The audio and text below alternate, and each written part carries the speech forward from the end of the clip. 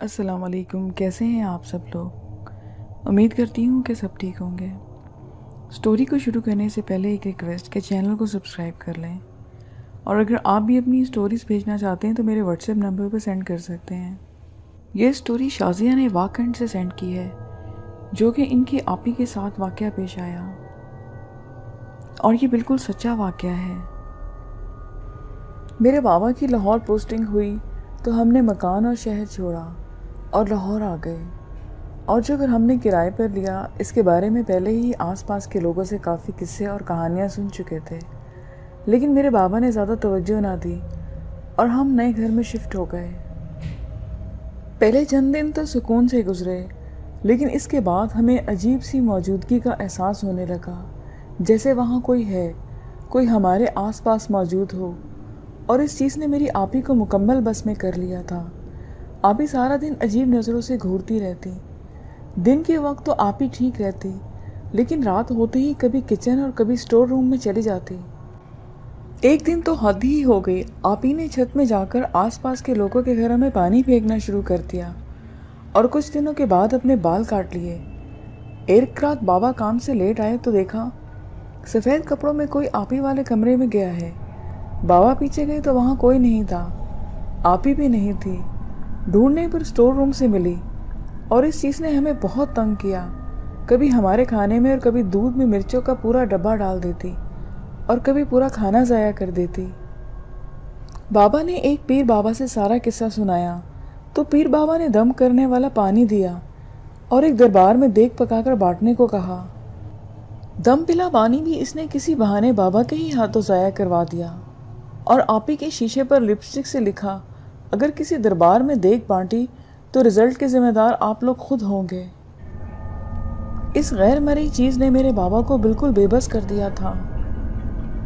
دیگ تیار تھی، لیکن اس کی دھمکی کی وجہ سے بابا رک گئے اور پیر بابا کو ساری صورتحال سے آگاہ کیا تو انہوں نے کہا کہ آپ اس اپنے گھر کے چولہے سے حلوہ بنا کر میرے پاس لاؤ، لیکن دھیان رہے حلوے کے پاس کوئی نہ کوئی موجود ہو۔ لیکن ماما سے غلطی ہوئی، وہ کچھ پل کے لیے کسی کام سے اندر گئی، لیکن تب تک وہ حلوہ خراب کر چکی تھی۔ ماما گھر صاف کرتی اور وہ چیزیں پھیلا دیتی، بیڈ شیٹ کی چادر اور کبھی برتنوں کو الماری سے نیچے پھینک دیتی۔ پیر بابا کے کہنے پر ہم نے وہ گھر چھوڑ دیا اور اگلے ہی ہفتے دوسرے گھر میں چلے گئے۔ سب کچھ نارمل تھا، لیکن آپی نارمل نہیں تھی۔ وہ بتاتی تھی کہ وہ اب بھی میرے ساتھ ہوتی ہے۔ بابا نے مختلف پیروں کے چکر میں بہت پیسے ضائع کیے، آپی کا بہت علاج کروایا۔ لاہور سبزدار کے علاقے میں ہم نے گھر لیا، لیکن وہ وہاں بھی تھی اور تنگ کرتی تھی، یہاں تک کہ ہمارا بچپن خوف کے سائے میں گزرا۔ رات ہوتے ہی ہمارے گھر میں سب کے سب دروازے اس انداز میں بجنے لگتے کہ جیسے کوئی دستک دے رہا ہے۔ یہ سب میں نے اپنی آنکھوں سے دیکھا ہے اور محسوس کیا۔ اور ایک بار میں اوپر چھت پر بھائی کی شرٹ لینے گئی، ماما نے مجھے اوپر بھیجا تھا۔ جیسے ہی میں کمرے کا دروازہ کھولا، ایک سفید کپڑوں میں ملبوس سایہ دیکھا۔ میں اس کی شکل نہیں دیکھ سکی کیونکہ وہ دوسری طرف رخ کر کے کھڑا تھا، اور میں اتنی بہادر نہیں تھی کہ ٹیرس کا دروازہ کھول کر دیکھتی۔ میں فوراً نیچے آ گئی۔ ماما نے کبھی بھی ہمیں آپی کے ساتھ اکیلا نہیں چھوڑا تھا۔ اب وہ مہینے میں 1 یا 2 بار آپی کو نظر آتی۔ ایک عامل نے آپی کی شادی کا کہا، ماما بابا نے آپی کی شادی کر دی۔ اس نے وہاں پہ بھی آپی کو تنگ کیا۔ ماما بابا روتے تھے اور ہم بھی روتے تھے۔ یہ سب دیکھ کر ہمیں بہت تکلیف ہوتی تھی۔ ایک دن آپی کے سسرال والے گھر میں عجیب واقعہ ہوا کچھ یوں کہ آپی کے گھر سے آپی کے اور ان کی ساس اور ان کے سب کے زیورات چوری ہو گئے، اور جب کیمرہ ریکارڈنگ میں دیکھا گیا تو وہ سب زیورات آپی چوری کرتے ہوئے دکھائی دی۔ ان کی ساس نے فوراً بھائی سے کہا کہ آپ آپی کو ڈیورس دے دو، حالانکہ وہ حقیقت سب جانتے تھے، لیکن وہ آپی سے جان چھڑانا چاہتے تھے، اور یوں آپی پھر سے گھر آ گئیں۔ وہ چیز ہمیں اور آپی کو بہت عرصہ تک تنگ کرتی رہی۔ میرے بابا بہت تھک چکے تھے ان عاملوں کے چکر میں، اور آپی ٹھیک نہیں ہو رہی تھی۔ پھر کسی نے ایک عامل کا علاج بتایا، اور ان کے علاج سے میری آپی ٹھیک ہو گئی۔ پھر میرے بابا نے آپی کی دوسری شادی کر دی۔ بابا نے اب اپنے شوہر کے ساتھ خوش و خرم زندگی گزار رہی ہے۔ یہ آپی ٹھیک ہو چکی ہے، لیکن مجھے ابھی بھی ان سے بہت ڈر لگتا ہے، یہاں تک کہ میں ان کے ساتھ ایک کمرے میں نہیں رہ سکتی۔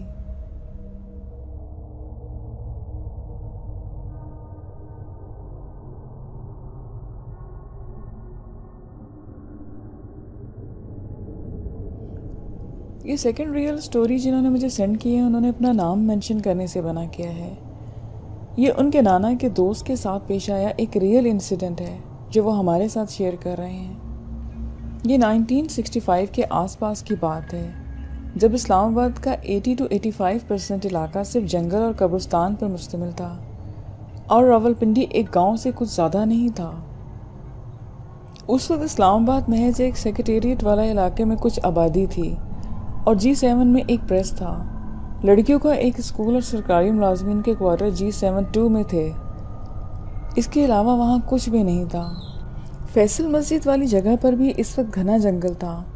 اسلام آباد میں شکر پڑیا کا جنگل اس زمانے میں اتنا گھنا تھا کہ دن میں بھی وہاں سورج کی روشنی پہنچنا مشکل تھا، اور یہ جنگل فیض آباد تک پھیلا ہوا تھا، اور وہاں سے کھیت شروع ہو جاتے تھے جو دور تک پھیلے ہوئے تھے۔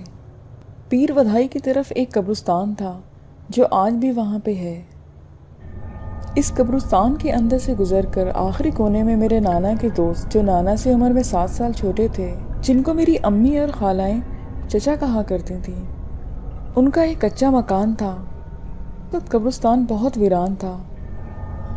چچا جان روزانہ وہاں سے پیدل سفر کر کے اسلام آباد میں ستارہ مارکیٹ میں آتے تھے۔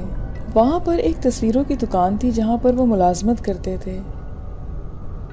صبح 7 بجے گھر سے نکلتے تو 2 گھنٹے پیدل کھیتوں جنگلوں کے سفر کے بعد دکان تک پہنچتے، اور رات کو 10 بجے کے بعد وہاں سے نکلتے تو رات کا 1 بج جاتا، جس وقت وہ قبرستان میں داخل ہوتے۔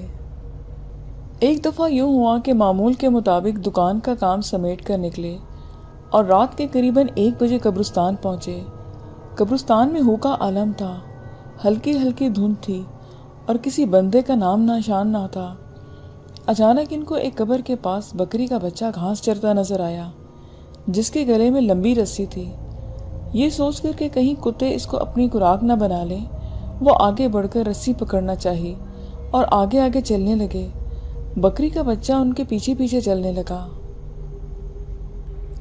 ابھی چند قدم ہی چلے تھے کہ ان کو احساس ہوا کہ بکری کے بچے کو گھسیٹنا مشکل ہو رہا ہے اور ان کو زور لگانا پڑ رہا ہے اس کو کھینچنے کے لیے۔ 2-3 قدم مزید چلے ہوں گے کہ اچانک ان کو احساس ہوا کہ ہاتھ میں پکڑی رسی، جو پہلے زمین کی طرف جا رہی تھی، آہستہ آہستہ اوپر اٹھتے ہوئے ان کے قد سے اونچی ہو گئی ہے۔ ابھی تک انہوں نے پیچھے مڑ کر نہیں دیکھا تھا، مگر اب جو گھومے تو ان کی سانسیں سینے میں اٹک گئیں۔ وہ کہتے ہیں کہ میرے سامنے سفید چادر میں لپٹی ایک عورت کھڑی تھی، جس کے لمبے اور سیاہ بال زمین تک تھے۔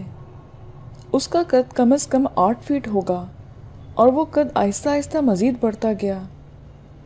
اس کے گلے میں رسی تھی جس کا سرا میرے ہاتھ میں تھا۔ وہ مجھ سے تقریباً 4 فٹ کے فاصلے پر تھی، اور مجھے اپنا سانس بند ہوتا محسوس ہو رہا تھا۔ اچانک میری نظر اس کے قدموں کی طرف گئی تو اس کے پاؤں الٹے تھے۔ وہ کہنے لگی کہ مجھے اور کچھ تو نہ سوجا، بس آیت الکرسی اونچی آواز میں پڑھنے لگا۔ اچانک رسی میرے ہاتھ سے غائب ہو گئی، اور میں اپنے گھر کی طرف بھاگا۔ میں نے پیچھے مڑ کر بھی نہ دیکھا۔ جس وقت میں گھر کے دروازے کے قریب پہنچا تو ایک عورت وہاں بیٹھی رو رہی تھی۔ وہ کہنے لگی، صدیق حسین، کتنے دنوں سے میں تجھے یہاں سے گزرتے دیکھ رہی تھی۔ آج میں پکا ارادہ کر کے آئی تھی کہ تیرا خون پی جاؤں گی اور تیرا گوشت کھاؤں گی، مگر تیری قسمت اچھی تھی صدیق حسین، تو آج بھی بچ گیا۔ پھر تو یاد رکھنا، جب مجھے موقع ملا میں تجھے دبوچ لوں گی۔ اس کے بعد رونے کی آواز کہکہوں میں بدل گئی اور میں بے ہوش ہو گیا۔ وہ بتاتے ہیں کہ 2 ہفتوں تک میں بخار میں رہا۔ تب میرے نانا جان ان سے ملنے گئے۔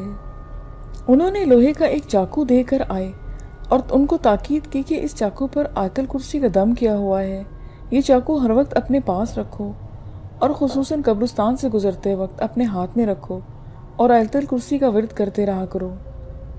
جنات بھوت پریت لوہے کی چیزوں سے خوف کھاتے ہیں کیونکہ یہ ان کے جسم کو جلا دیتی ہیں۔ صدیق چچا کہتے ہیں کہ اس واقعے کے بعد میری کوشش ہوتی تھی کہ میں کم از کم رات 11 بجے تک گھر پہنچ جاؤں، اور دوسری بات جنگل یا قبرستان میں بے یار و مددگار پھرتے جانوروں کے قریب تک بھی نہ جاتا۔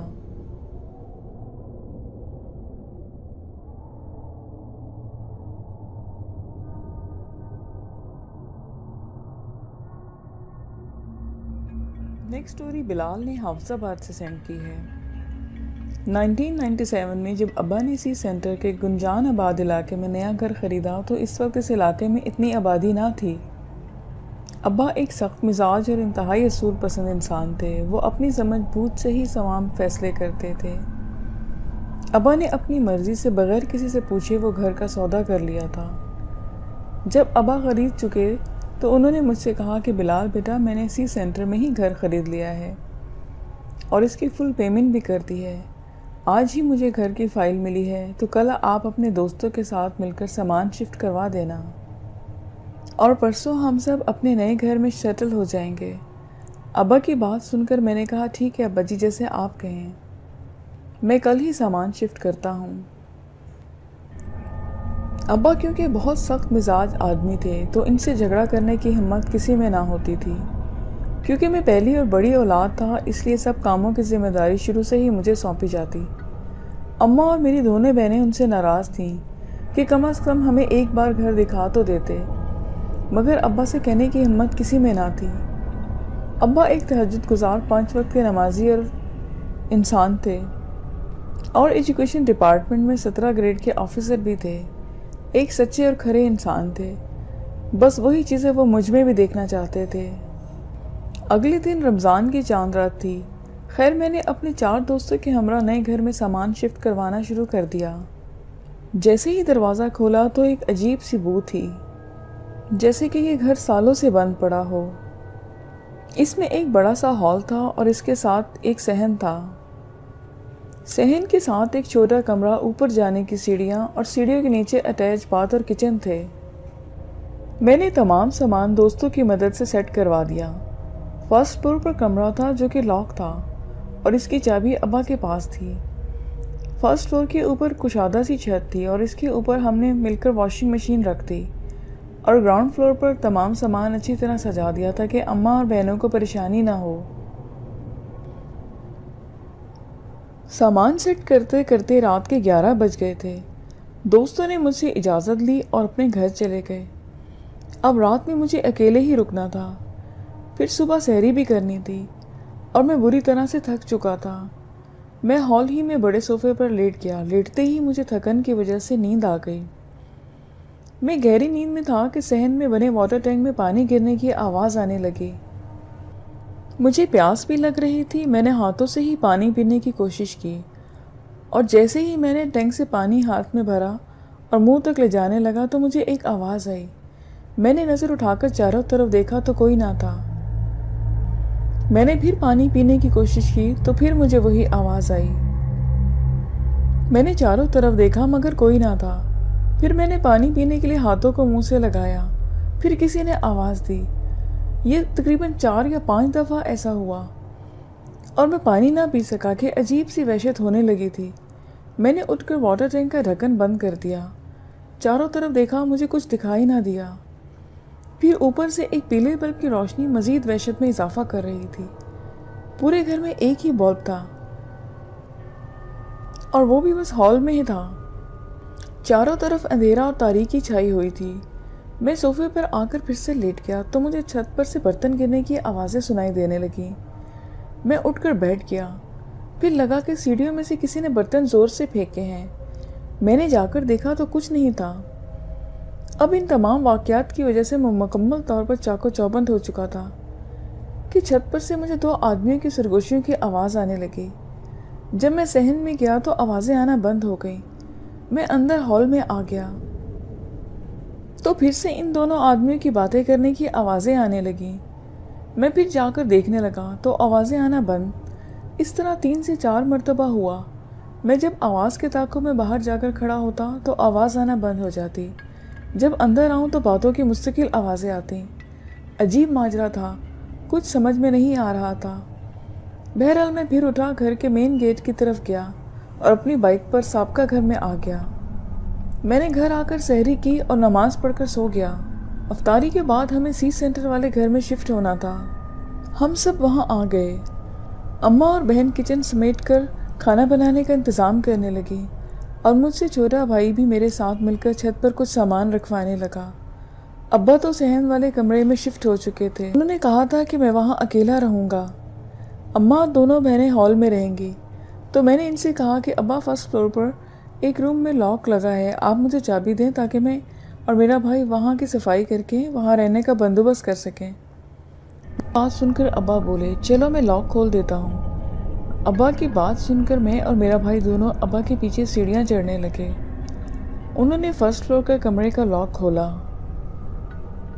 وہاں خون کے نشان تھے اور خون جمع ہوا تھا۔ خون کی بو میں بہت زیادہ بدبو تھی اور چاروں طرف پھیلی ہوئی تھی کہ سانس لینا بھی مشکل تھا۔ میں اور میرا بھائی بو کی وجہ سے ناک پر ہاتھ رکھ کر کھانسنے لگے اور روم سے باہر نکل گئے۔ ابا نے چابی میرے ہاتھ میں دیتے ہوئے کہا کہ بس کرو کھانسنا، جا کر دونوں مل کر فرش دھو لو، اچھی طرح دھونا، یہاں ایک جانور مر گیا تھا اور یہ اسی کا خون ہے۔ پھر میں اور میرا بھائی دونوں فرش دھو کر اپنا روم سیٹ کرنے لگے۔ اس کام میں سحری کا وقت بھی ہو گیا تھا۔ پھر میں اور میرا بھائی نیچے آ کر سحری کرنے لگے۔ میں ان دنوں یونیورسٹی کا طالب علم تھا اور اپنی پڑھائی میں مگن تھا۔ ابا بھی اپنی جاب پر چلے گئے۔ دن بھر اماں اور بہنیں کام میں مصروف رہیں۔ افطار کے وقت جب رات کا کھانا کھا کر ہم سو چکے تھے، اپنے اپنے پورشن اور اپنے اپنے کمروں میں، اماں کو ایسا لگا کہ میں ان کا انگوٹھا پکڑ کر گھسیٹ رہا ہوں۔ وہ بری طرح چیخنے لگیں تو میں اور بھائی اوپر سے نیچے آ گئے۔ ابا بھی اپنے کمرے سے باہر آ گئے۔ بہنیں بھی اماں کے چیخنے پر بہت زیادہ خوفزدہ تھیں۔ اماں نے مجھے ڈانٹ کر کہا کہ میرے پاؤں کا انگوٹھا پکڑ کر تم نے مجھے اتنی زور سے گھسیٹا کہ میں اپنی جگہ سے گر کر یہاں آ گئی۔ تم نے ایسا کیوں کیا بلال؟ اماں کی بات سن کر میں چھوٹے بھائی کو دیکھنے لگا اور چھوٹا بھائی مجھے، کیونکہ ہم دونوں ایک ہی ساتھ نیچے آئے تھے۔ وہ بھی اماں کی آواز سن کر۔ میں نے کہا اماں میں تو ابھی اوپر کے اس کمرے سے نیچے آ رہا ہوں، آپ کی آواز سن کر میں بھلا ایسا کیوں کروں گا؟ لگتا ہے کہ آپ نے کوئی خواب دیکھا ہے۔ اماں میری بات پر غصے سے کہنے لگی میں نے خواب نہیں دیکھا، جو کہہ رہی ہوں سچ ہے۔ ابا فوراً ہی اپنی آواز میں بولے بیگم یہ تمہارا وہم ہے، چلو سو جاؤ، اور اب سحری کا بھی وقت ہونے والا ہے، کچھ آرام کر لو۔ ابا کی بات سن کر ہم سب اپنے اپنے کمرے میں آ گئے، مگر ہم سو نہ سکے۔ اگلے دن افطاری کے بعد رات کا کھانا سوچا کھلی فضا میں کیوں نہ کھایا جائے، یعنی چھت پر، تو ہم سب کھانے کا سامان لے کر چھت پر آ گئے۔ اماں ہائپر ٹینشن کی پیشنٹ ہیں تو کھلی فضا میں رہنا ان کو اچھا لگتا ہے۔ کھانا وغیرہ کھا کر ہم سب کچھ برتن لے کر نیچے آ گئے۔ باقی کے برتن اٹھانے کے لیے چھوٹی بہن اکیلی چھت پر گئی تو اس نے زور زور سے چیخنا شروع کر دیا۔ اس کی آواز پر ہم بھی بھاگتے ہوئے چھت پر گئے تو وہ بیچاری خوف کے مارے بہت زور زور سے کانپ رہی تھی اور چیخ بھی رہی تھی۔ میں نے آگے بڑھ کر اس سے پوچھا کہ کیا ہوا ہے، اس طرح کیوں چیخ رہی ہو؟ وہ روتے ہوئے کہنے لگی بھائی یہاں کوئی خوفناک سی چیز تھی جسے دیکھ کر میں بہت ڈر گئی اور وہ پھر غائب ہو گئی۔ میں نے اسے اس کا وہم بتا کر نیچے لے آیا۔ اگلے دن دوسری بہن کچن میں کھانا پکا رہی تھی کہ پیچھے سے کسی نے اسے زور سے نوچا تو وہ گھبرا کر چاروں طرف دیکھنے لگی، مگر وہاں کوئی نہ تھا۔ اس کے بازو میں شدید درد ہو رہا تھا اور وہ ڈر بھی رہی تھی۔ اس نے اماں چھوٹی بہن کو بتایا تو اماں اور بہن بھی ڈر گئیں، کیونکہ رات میں برتن گرنے کی آوازیں آنا، چھت پر باتیں کرنے کی بہت آوازیں آتی تھیں۔ کوئی تھپڑ مار کر چلا جاتا، کوئی نوچ کر چلا جاتا اور دیکھنے پر کوئی نظر نہ آتا۔ ہمیں اس گھر میں آئے ایک ہفتہ ہو چکا تھا۔ اماں اور تینوں بہنیں بری طرح سے خوفزدہ تھیں۔ ابا تو ڈانٹ کر سب کو وہم بتا کر چپ کروا دیتے تھے۔ برتنوں کے گرنے کی آوازیں اور چھت پر باتیں کرنے کی آوازیں ہم نے بھی سنی تھیں۔ بریانی ہم سب بہت شوق سے کھاتے ہیں۔ میں نے امی سے فرمائش کی کہ آج افطاری میں بریانی بنا لیں۔ میں نے اپنی بہن سے کہا کہ میرے لیے کھانا نکال کر میرے کمرے میں لے آؤ، میں بس تھوڑی دیر میں اوپر آتا ہوں۔ میری بہن نے ایک پلیٹ میں بریانی نکال کر اوپر کمرے میں رکھ دی۔ میں جیسے ہی اپنے کمرے میں گیا تو بریانی کی پلیٹ غائب تھی۔ میں خالی پلیٹ لے کر نیچے آیا اور بہن سے کہنے لگا اس خالی پلیٹ کا اب میں کیا کروں جب تم اوپر ہی کھا کر آ گئیں؟ تو میرے لیے دوسری پلیٹ میں نکال کر رکھ دیتی۔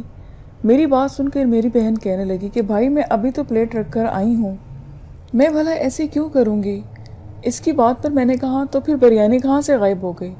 چلو مجھے پھر نکال کر دو۔ میری بہن کچن میں بریانی لینے گئی تو بریانی کے دیگچہ ہی غائب تھا۔ ہم نے بھی پورا گھر ڈھونڈا مگر بریانی کا دیگچہ کہیں نہ ملا۔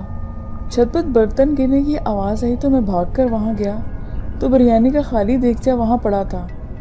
میں سر پکڑ کر بیٹھ گیا کہ آخر یہ سب کیا ہو رہا ہے، کیونکہ ہم سی سینٹر کے علاقے میں نئے تھے، محلے والوں سے اتنے تعلقات بھی نہ تھے، ہمارا گھر بیچ میں تھا، دونوں طرف پڑوس میں گھر سے چھتیں ملی ہوئی تھیں، مگر حیرت کی بات تھی کہ وہ لوگ اپنی چھتوں پر نہیں جاتے تھے۔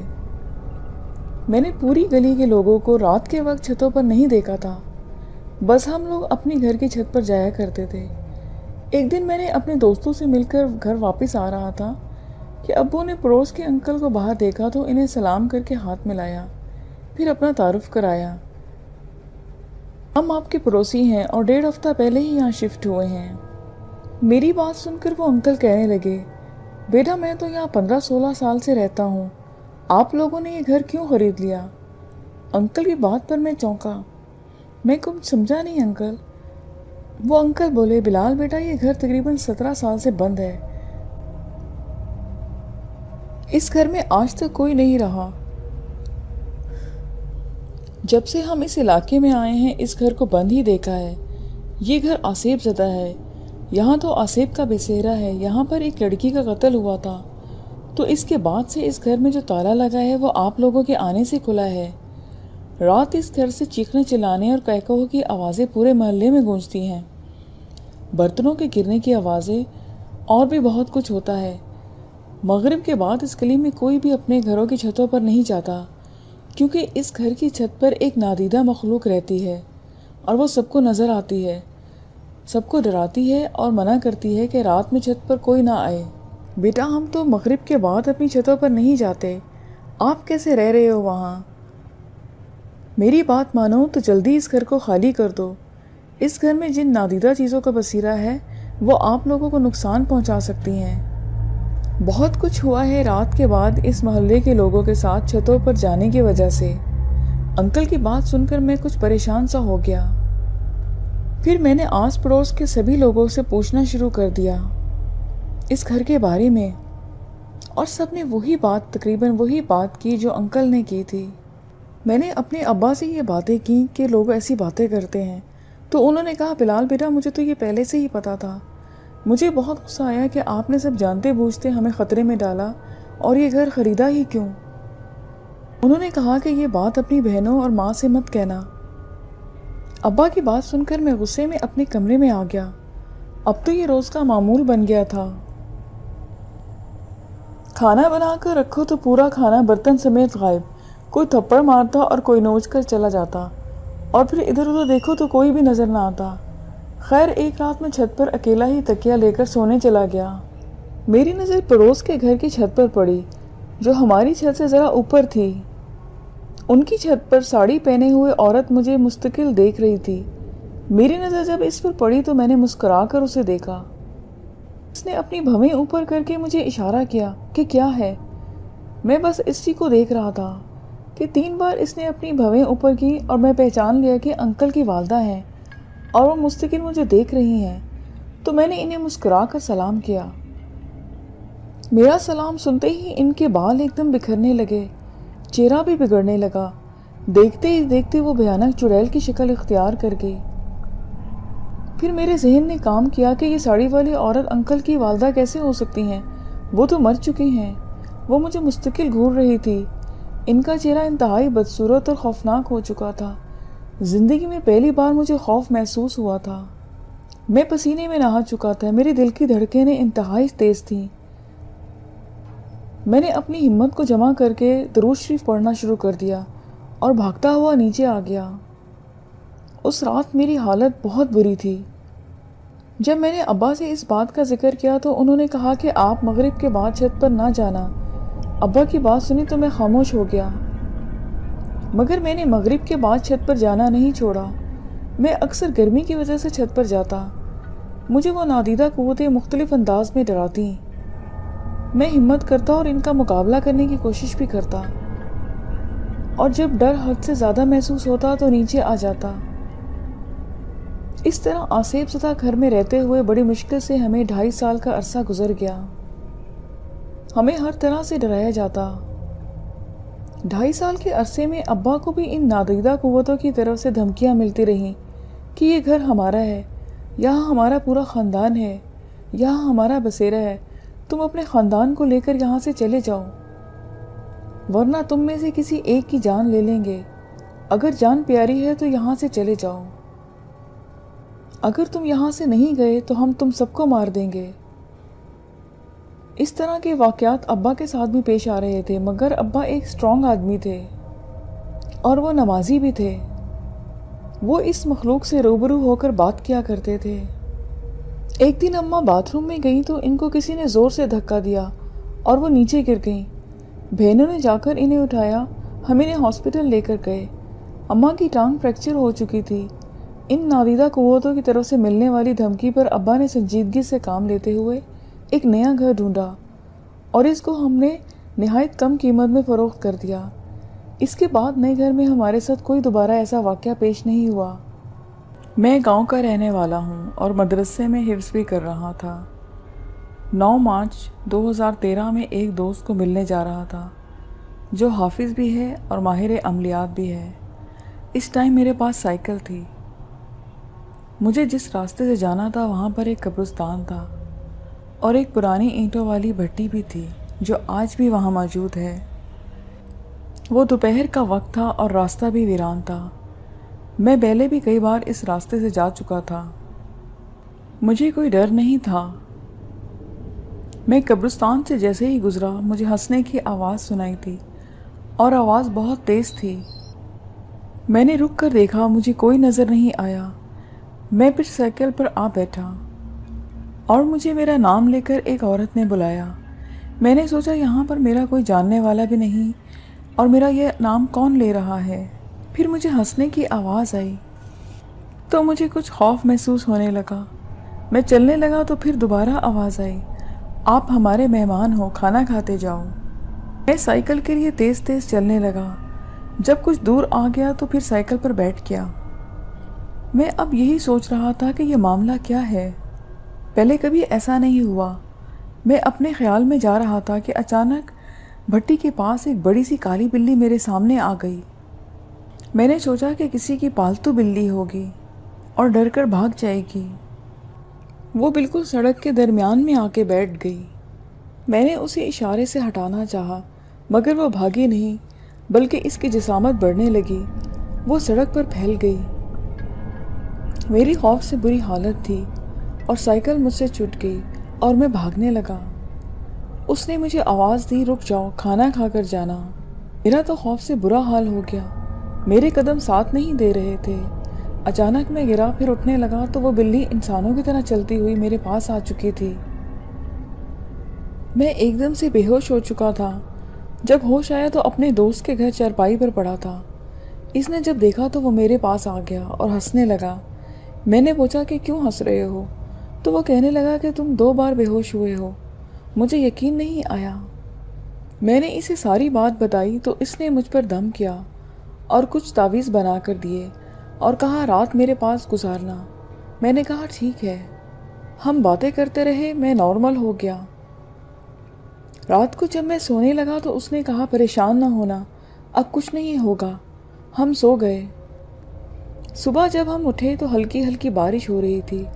اس نے مجھے ناشتہ کرایا، میں نے اجازت لی تو دوست نے اجازت دے دی۔ میں راستے میں مکمل بھیگ گیا۔ تعویذ خراب ہو گئے۔ میں خیریت سے گھر آ چکا تھا تو مجھے بخار ہو گیا۔ میں نے گھر والوں کو کوئی بات نہیں بتائی۔ امی نے چائے بنا دی۔ میں نے چائے پی کر کپڑے چینج کیے اور بستر میں گھس گیا اور مجھے بخار کی وجہ سے نیند آ گئی۔ جب اٹھا تو میں کافی ریلیکس تھا۔ شام کو کھانا کھایا اور اپنا بستر لے کر باہر ڈیرے پر چلا آیا۔ بستر سیٹ کیا اور لیٹ گیا۔ مجھے نیند نہیں آ رہی تھی، بس ایسے ہی لیٹا رہا۔ 10 بجے کے قریب نیند آنے لگی تو آنکھیں بند کی۔ اچانک میرے گال پر زور کا پنجہ لگا، میری آنکھ کھل گئی اور میں اٹھ بیٹھا۔ میرے بستر پر وہ موجود تھی۔ اب وہ انسانی روپ میں تھی، لیکن ایک ہاتھ اب بھی اس کا بلی کا تھا۔ میں چلانے لگا تو میرا گلا دبا دیا، میری آواز نہیں نکل رہی تھی۔ اس نے کہا مجھے تم سے بات کرنی ہے، چپ کر کے میری بات سنو۔ پھر اس نے میرا گلا چھوڑ دیا اور مجھ سے کہا کہ مجھ سے شادی کرو۔ میں خوف سے کچھ بول نہیں پا رہا تھا۔ اس نے میرا ہاتھ پکڑا اور اڑنے لگی۔ میں نے آنکھیں بند کر لیں۔ جب آنکھیں کھولی تو بہت ہی خوفناک جگہ پر تھا، جہاں صرف خوفناک شکلوں والے جن تھے اور وہ مجھے اندر لے کر جا رہی تھی۔ وہاں اندھیرا ہی اندھیرا تھا۔ ہم پتہ نہیں کتنی دیر تک چلتے رہے کہ اچانک ایک گہری کھائی میں گر گیا۔ وہ میرے آس پاس تھی، لیکن میں صرف اس کی آواز سن رہا تھا، وہ نظر نہیں آ رہی تھی۔ اچانک اس نے اپنا خوفناک اور سرد ہاتھ میرے ہاتھ پہ رکھا اور اس کی آنکھیں انگارہ کی طرح مجھے نظر آ رہی تھیں۔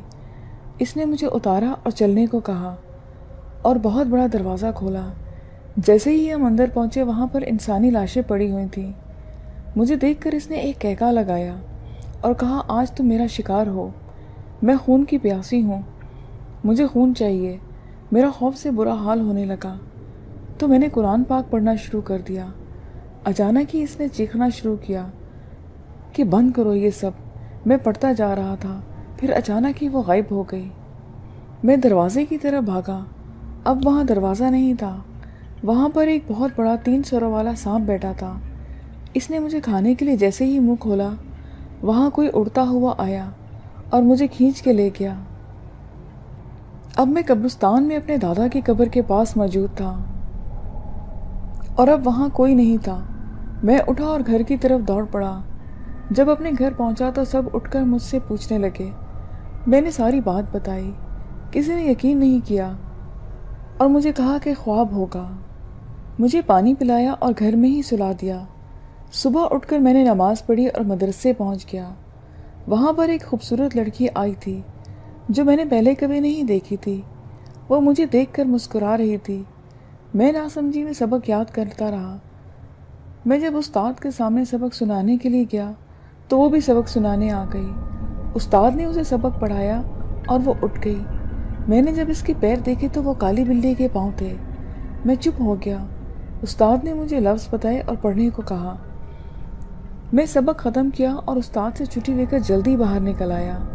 میں جیسے ہی باہر آیا وہ مدرسے کی چھت پر موجود تھی اور زور زور سے ہنس رہی تھی۔ اب میرا خوف کچھ کم ہو گیا تھا۔ میں روڈ پر نکلا تو ایک جاننے والی بائک آ گئی۔ اس نے مجھے گھر تک چھوڑا۔ میں گھر پہنچا تو وہی لڑکی گھر میں موجود تھی۔ مجھے دیکھ کر ہنسنے لگی۔ میں گھر والوں پر چیخنا شروع کر دیا کہ اسے گھر میں کیوں آنے دیا۔ گھر والوں نے کہا تمہارا دماغ خراب ہے، یہاں تو کوئی نہیں آیا۔ میں نے اشارہ کیا یہ لڑکی یہاں کیوں آئی ہے، لیکن وہ وہاں نہیں تھی۔ سب نے کہا کوئی نشہ شروع کر دیا ہے۔ کسی نے میرا یقین نہیں کیا۔ چھت پہ کالی بلی مجھے دیکھ کر ہنس رہی تھی۔ میں اس سے چھٹکارا پانے کی ٹھان لی تھی۔ میں نے اپنے دوست کا نمبر ملایا جس کا میں آپ کو پہلے بتا چکا ہوں۔ میں نے جب اس کو فون کیا تو کسی اور نے فون اٹھایا اور اس کی ڈیتھ کا بتایا۔ اس وقت میرے پیروں تلے سے زمین نکل گئی۔ بلی اب چھت پر موجود نہیں تھی۔ میں نے اپنے کزن کو کہا کہ بائک لے آ، ایک فوتگی پر جانا ہے، اور ہم نکل پڑے۔ جب ہم پہنچے تو باہر اپنے جانوروں کو وہ چارہ ڈال رہا تھا۔ میں نے جا کر اس کو گلے لگایا، پھر ساری بات بتائی۔ اس نے مجھے ایک عمل کرنے کو کہا جس سے میری جان چھٹ بھی سکتی تھی اور جان جا بھی سکتی تھی۔ عمل قبرستان میں کرنا تھا۔ ایک دن بعد رات کو میں نے تیاری کی اور رات کو قبرستان پہنچ گیا۔ میں نے حصار لگا کر پڑھنا شروع کر دیا۔ 2 گھنٹے گزر گئے، کوئی نظر نہیں آیا۔ کچھ دیر بعد ایسا لگا جیسے بادل گرج رہا ہو، لیکن موسم صاف تھا۔ اچانک ساری قبریں کھل گئیں اور سارے مردے میرے آس پاس آ گئے اور رونے لگے اور مجھے ڈرانے لگے۔ میں نے آنکھیں بند کر کے پڑھتا رہا۔ پھر اچانک امی آ کر کہنے لگی گھر چلو، تمہارے ابو کی طبیعت خراب ہو گئی۔ میں اٹھنے لگا تو اس کے پاؤں میری طرف تھے۔ میں نے دیکھا تو وہ الٹے تھے۔ پھر میں نے تیز تیز پڑھنا شروع کر دیا۔ اچانک وہ اپنی اصلی شکل میں آ گئی اور مجھے دھمکانے لگی۔ میں پڑھتا رہا۔ اب وہ معافی مانگ رہی تھی اور عمل روکنے کی کوشش کر رہی تھی۔ मगर मैं पढ़ता जा रहा था। फिर अचानक से उसको आग लग गई और वो जलने लगी। वो बहुत खौफनाक आवाज़ें निकाल रही थी। मेरा अमल पूरा हुआ और वो जल रही थी।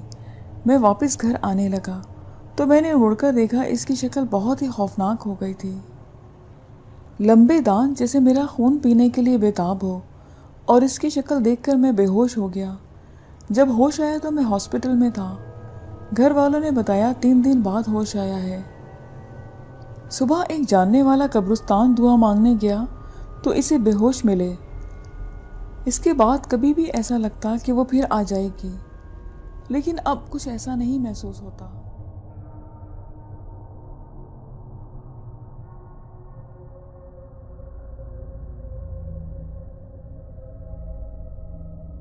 ये स्टोरी असलम ने कराची डिफेंस से सेंड की है। मेरा नाम असलम है और मेरी 3 बेटियां हैं। मैं अपनी बीवी और 3 बेटियों के साथ एक अच्छी ज़िंदगी गुजार रहा हूँ। मेरा पर्सनल बिजनेस है। तीनों बेटियां अच्छे इंस्टीट्यूट में तालीम हासिल कर रही हैं। छोटी दोनों कॉलेज में पढ़ती हैं और बड़ी किरण यूनिवर्सिटी में जाती है। शहर के एक पोश एरिया में मेरा नया घर है। घर में किसी चीज़ की कमी नहीं, अल्लाह का दिया सब कुछ है। एक सुबह रोज़ के रूटीन के मुताबिक मैं किरण को यूनिवर्सिटी छोड़ने जा रहा था। ड्राइविंग के दौरान मैं किसी से फ़ोन पे बात कर रहा था। किरण फ्रंट सीट पर मेरे साथ ही बैठी थी। अगले सिग्नल पर मैंने गाड़ी रोक दी। मैं फ़ोन पर बात करने के साथ साथ सिग्नल खुलने का वेट कर रहा था। कॉल कट करके मैंने मोबाइल साइड पर रखकर किरण की तरफ देखा और कहा, बेटा कि आपको मैंने कई दफ़ा कहा है कि दुपट्टा सर पर लिया करो। किरण अपनी साइड की खिड़की खोलकर बाहर देख रही थी। मैंने बेध्यानी में उस तरफ देखा तो वहाँ पर एक सफ़ेदे के दरख्त के नीचे एक ब्राउन कलर का कुत्ता बैठा था और वो किरण की तरफ ही देख रहा था। उस कुत्ते और गाड़ी के दरमियान तकरीबन 8 से 10 फीट का ही फासला होगा। मैंने किरण की तरफ देखकर मुस्कुराया क्योंकि मेरी बेटी किरण को पालतू जानवरों का बेहद शौक था। हमारे घर में 2 बिल्लियाँ, तोते, मोर और कई पालतू जानवर हैं जो किरण ने अपने शौक की वजह से रखे हैं। सिग्नल इस दौरान खुल चुका था। मैंने गाड़ी आगे बढ़ा दी। किरण अभी भी साइड मिरर से पीछे देख रही थी। मैंने गाड़ी की रफ्तार बढ़ा दी। 10-12 मिनट की ड्राइव के बाद यूनिवर्सिटी आ गई। मैंने किरण को उतारा और वापस चल दिया। अभी मैं घर के सामने ही पहुंचा था कि किरण की कॉल आ गई। मैंने कॉल अटेंड करते ही कहा कि नहीं बेटा, कुत्ता घर नहीं रखते, मैंने नहीं आपको ऐसा करने देना। मगर आगे से किरण की घबराई सी आवाज़ आई, अब्बू मुझे आकर घर ले जाएं, मेरा दिल बहुत घबरा रहा है और मेरा सर दर्द से फटा जा रहा है। मैंने ये सुनते ही कॉल कट की और जल्दी से गाड़ी मोड़कर यूनिवर्सिटी की तरफ रवाना हो गया। कुछ मिनट बाद मैं किरण के पास था।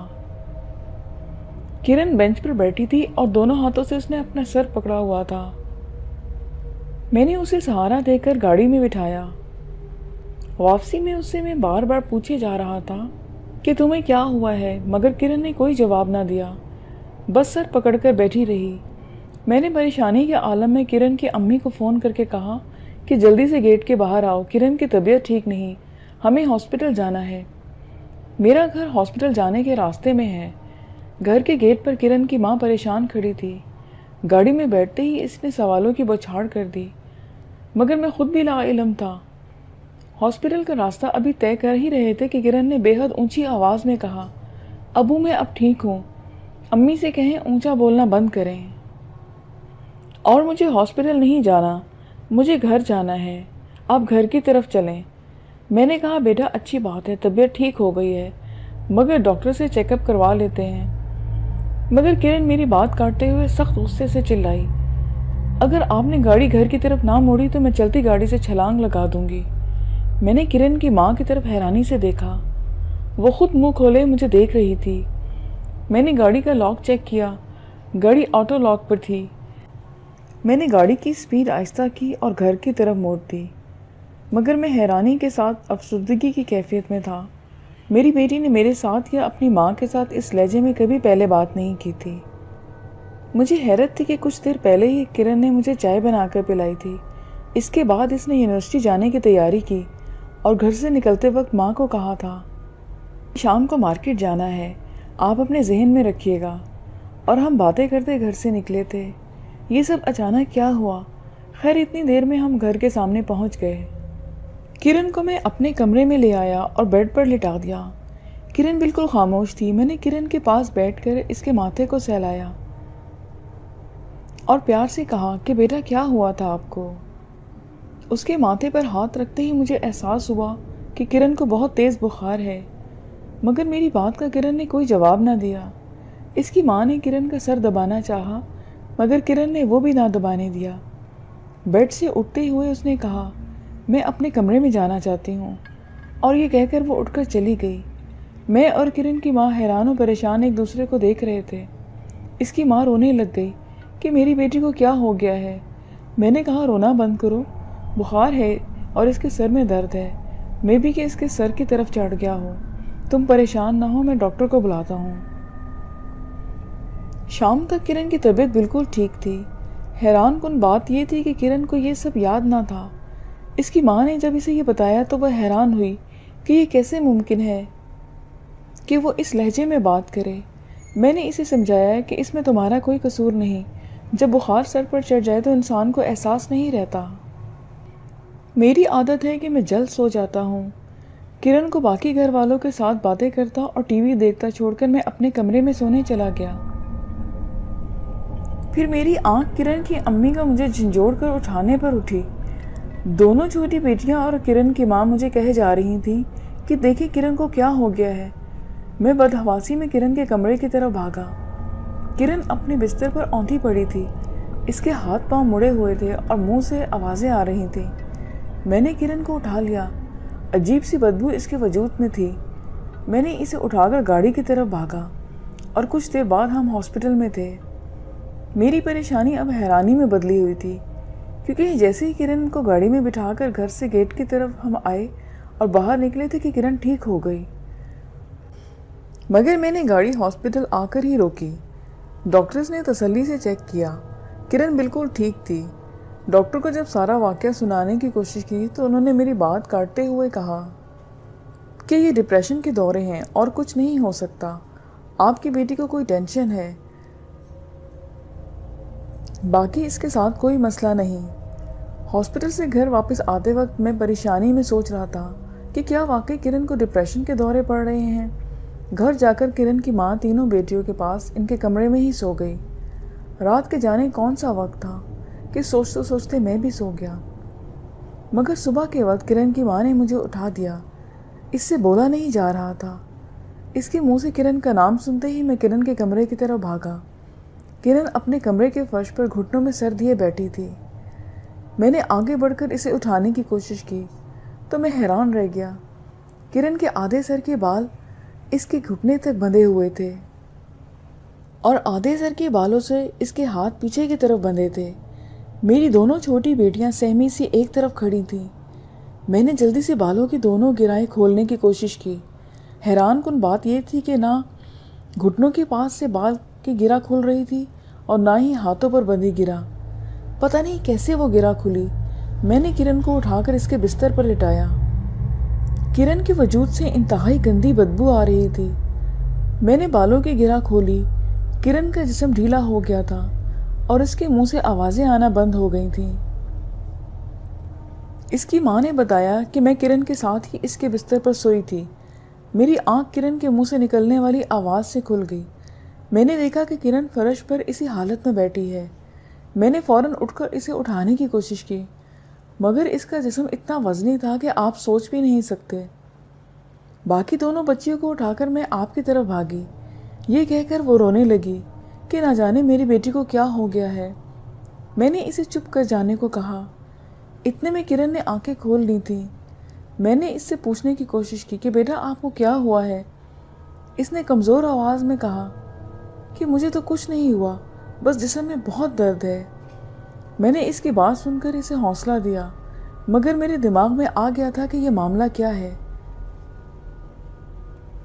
ایک بات میں نے نوٹس کی تھی کہ اس کیفیت میں کرن کے جسم سے انتہائی گندی بدبو آنے لگ جاتی ہے، مگر جیسے ہی وہ نارمل ہوتی ہے بدبو آنا بھی بند ہو جاتی ہے۔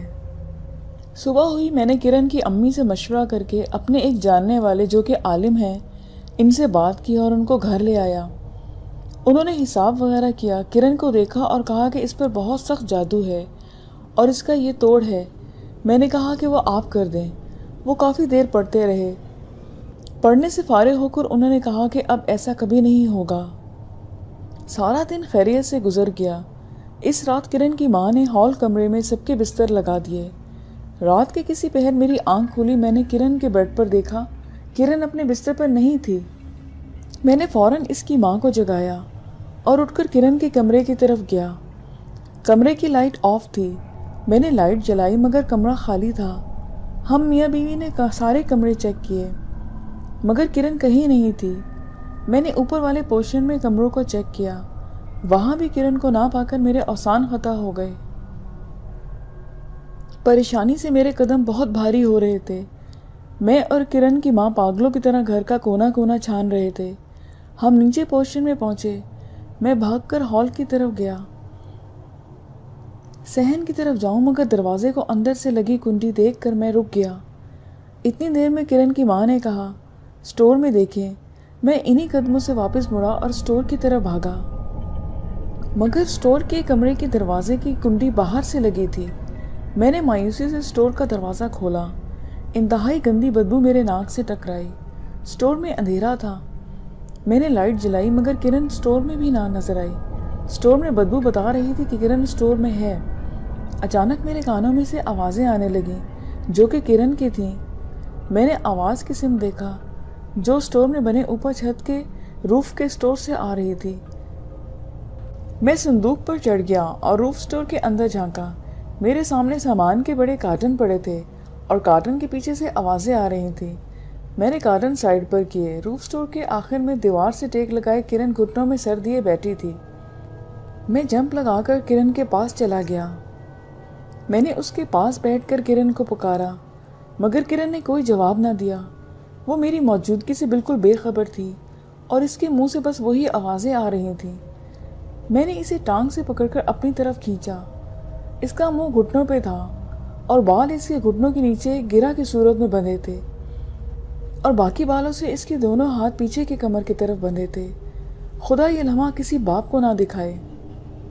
میں نے صندوق پر کھڑے ہو کر کرن کو اٹھا لیا اور اسے صندوق پہ بٹھایا اور اس کے بال کھولنے کی کوشش کرنے لگا۔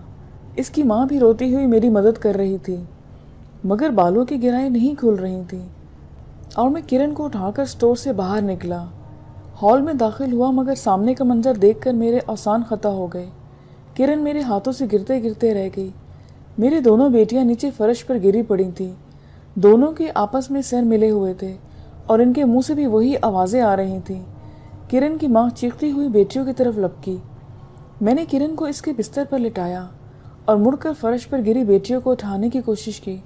دونوں کے بال آپس میں بندھے تھے اور دونوں کے وجود سے وہی بدبو آ رہی تھی۔ میں نے بڑی مشکل سے دونوں کے بال کھولے اور ان کو اٹھا کر بستر پر لٹایا۔ ایک عجیب سا خوف کا احساس ہو رہا تھا۔ میں سر پکڑ کر بیٹھ گیا۔ کرن کی ماں کے رونے کی آواز بھی مجھے خوف میں مبتلا کر رہی تھی۔ میں نے فون اٹھا کر اسی عامل کو ملایا۔ تھوڑی دیر بعد انہوں نے فون اٹھایا اور میں نے ان سے کہا کہ میرے گھر پر مصیبت آ گئی ہے، میں آپ کو لینے آ رہا ہوں۔ میں نے کرن کی ماں کو تسلی دی اور کہا کہ تم ان کے پاس بیٹھو، میں ان کو لے کر آتا ہوں۔ ابھی میں گھر سے باہر ہی نکلا تھا کہ میں ایک دم سے خوف میں مبتلا ہو گیا کیونکہ وہی کتا سامنے بیٹھا تھا۔ ایک لمحے بعد میں نے اپنا حوصلہ اکٹھا کر کے اسے ہاتھ کے اشارے سے ہٹانے کی کوشش کی۔ وہ بڑے آرام سے چلتا ہوا گیٹ کی طرف بڑھا۔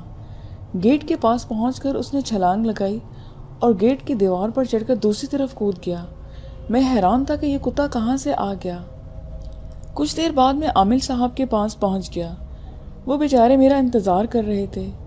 ہم اسی وقت واپس روانہ ہو گئے۔ میں گھر پہنچا تو ہال میں داخل ہوتے ہی مجھے تسلی کا احساس ہوا۔ تینوں بیٹیوں کو ہوش آ گیا تھا اور اپنی ماں سے چمٹی بیٹھی تھیں۔ عامل صاحب نے سب کو دم کیا، پانی پلایا اور پڑھنے بیٹھ گئے۔ کوئی آدھا گھنٹہ پڑھنے کے بعد کہنے لگے، میں نے حصار کھینچ دیا ہے، اب ایسا نہ ہوگا۔ میں نے عامل صاحب سے پوچھا، عامل صاحب یہ سب کیا ماجرا ہے؟ تو وہ کہنے لگے، جادو کی وجہ سے اور کچھ نہیں ہے۔ کچھ رشتہ دار آپ کے ایسے ہیں کہ آپ سے رشتہ لینا چاہتے ہیں، یہ سب انہی کی شرارت ہے۔ عامر صاحب نے واپس جانا چاہا۔ میں نے کرن کی ماں کو دوبارہ بچیوں کے پاس رکنے کی تاکید کی اور عامر صاحب کو چھوڑنے چلا گیا۔ ہم ابھی راستے میں ہی تھے کہ فون کی گھنٹی بج اٹھی۔ دوسری طرف کرن کی ماں بتا رہی تھی کہ کرن کو دوبارہ کچھ ہو گیا ہے اور اس کے ہاتھ پاؤں مڑ گئے ہیں۔ پھر اس کے بعد آپ یقین کریں کہ میں نے کوئی عامل اور کوئی پیر نہیں چھوڑا۔ وہ عامل اکثر پڑھائی کرتے ہوئے میری بیٹیوں کے منہ پہ تھپڑ بھی مارتے تھے اور کہتے تھے کہ ہمارے آستانے پہ چھوڑ جو، مگر میں اپنی بچیوں کو کیسے کسی کے پاس چھوڑ سکتا تھا؟ 1 مہینہ ہو چکا تھا، میرے گھر سے سکون ختم ہو گیا، میری بیٹیاں پورے خاندان میں ذکر بن گئی تھیں۔ میرے رشتہ دار یہ کہتے تھے کہ ہماری شادیوں میں اپنے بچیوں کو مت لائیے گا کہ ہماری بچوں پر اثر نہ ہو جائے۔ اس 1 مہینے میں دونوں پالتو بلیاں ہماری مر گئیں۔ اب یہ عالم ہے کہ کوئی بچی واش روم سے بالوں میں بندھی ملتی اور کوئی بچی سٹور میں۔ پھر مجھے کسی نے اسلم صاحب کا بتایا، میں ان کو ان کے گھر لینے پہنچ گیا۔ گاڑی سے اترنے کے بعد اسلم صاحب کی ہمراہی میں ان کے گھر کے ہال کمرے میں پہنچا جہاں ان کی تینوں بیٹیاں اور ان کی بیوی موجود تھیں۔ گھر میں پہلی وہ بدبو اور اس کے ایک مخصوص نحوست سے موجودگی کا احساس ہو رہا تھا، اور بچیوں کے چہرے پر زردی مائل رنگت دیکھنے کے بعد مجھے یقین ہو گیا تھا کہ ہم کسی گہری مصیبت میں پڑے ہیں۔ انہوں نے کہا کہ آپ اس وقت کسی صورت ایک مرغی کا بندوبست کریں۔ میں نے وضو کیا اور تیسرے کلمے کا ورد کرتا ہوا اسلم صاحب کے ہمراہ ہال کمرے کی جانب بڑھا۔ اس رات کی دھند بھری سحر کے وقت تقریباً 4 بجے کے بعد میں اسلم صاحب اور ان کی تینوں بیٹیوں کے ساتھ کرن کی یونیورسٹی کی روڈ پر سفیدے کے درخت کے نیچے گاڑی روک کر اپنے سامنے کھڑے ایک کالے کتے کی طرف بڑھ رہا تھا اور مرغی رکھ رہا تھا۔ میں اور میری تینوں بچیاں وہ تماشا دیکھ رہی تھیں۔ اس کتے نے وہ مرغی اٹھائی اور دھند بھرے راستے میں غائب ہو گیا۔ یہ واقعہ اس سال جنوری کا تھا۔ اب میری بیٹیاں بالکل ٹھیک ہیں۔ میں ان کو دعا دیتا ہوں کہ جنہوں نے میری بیٹیوں کو ٹھیک کیا۔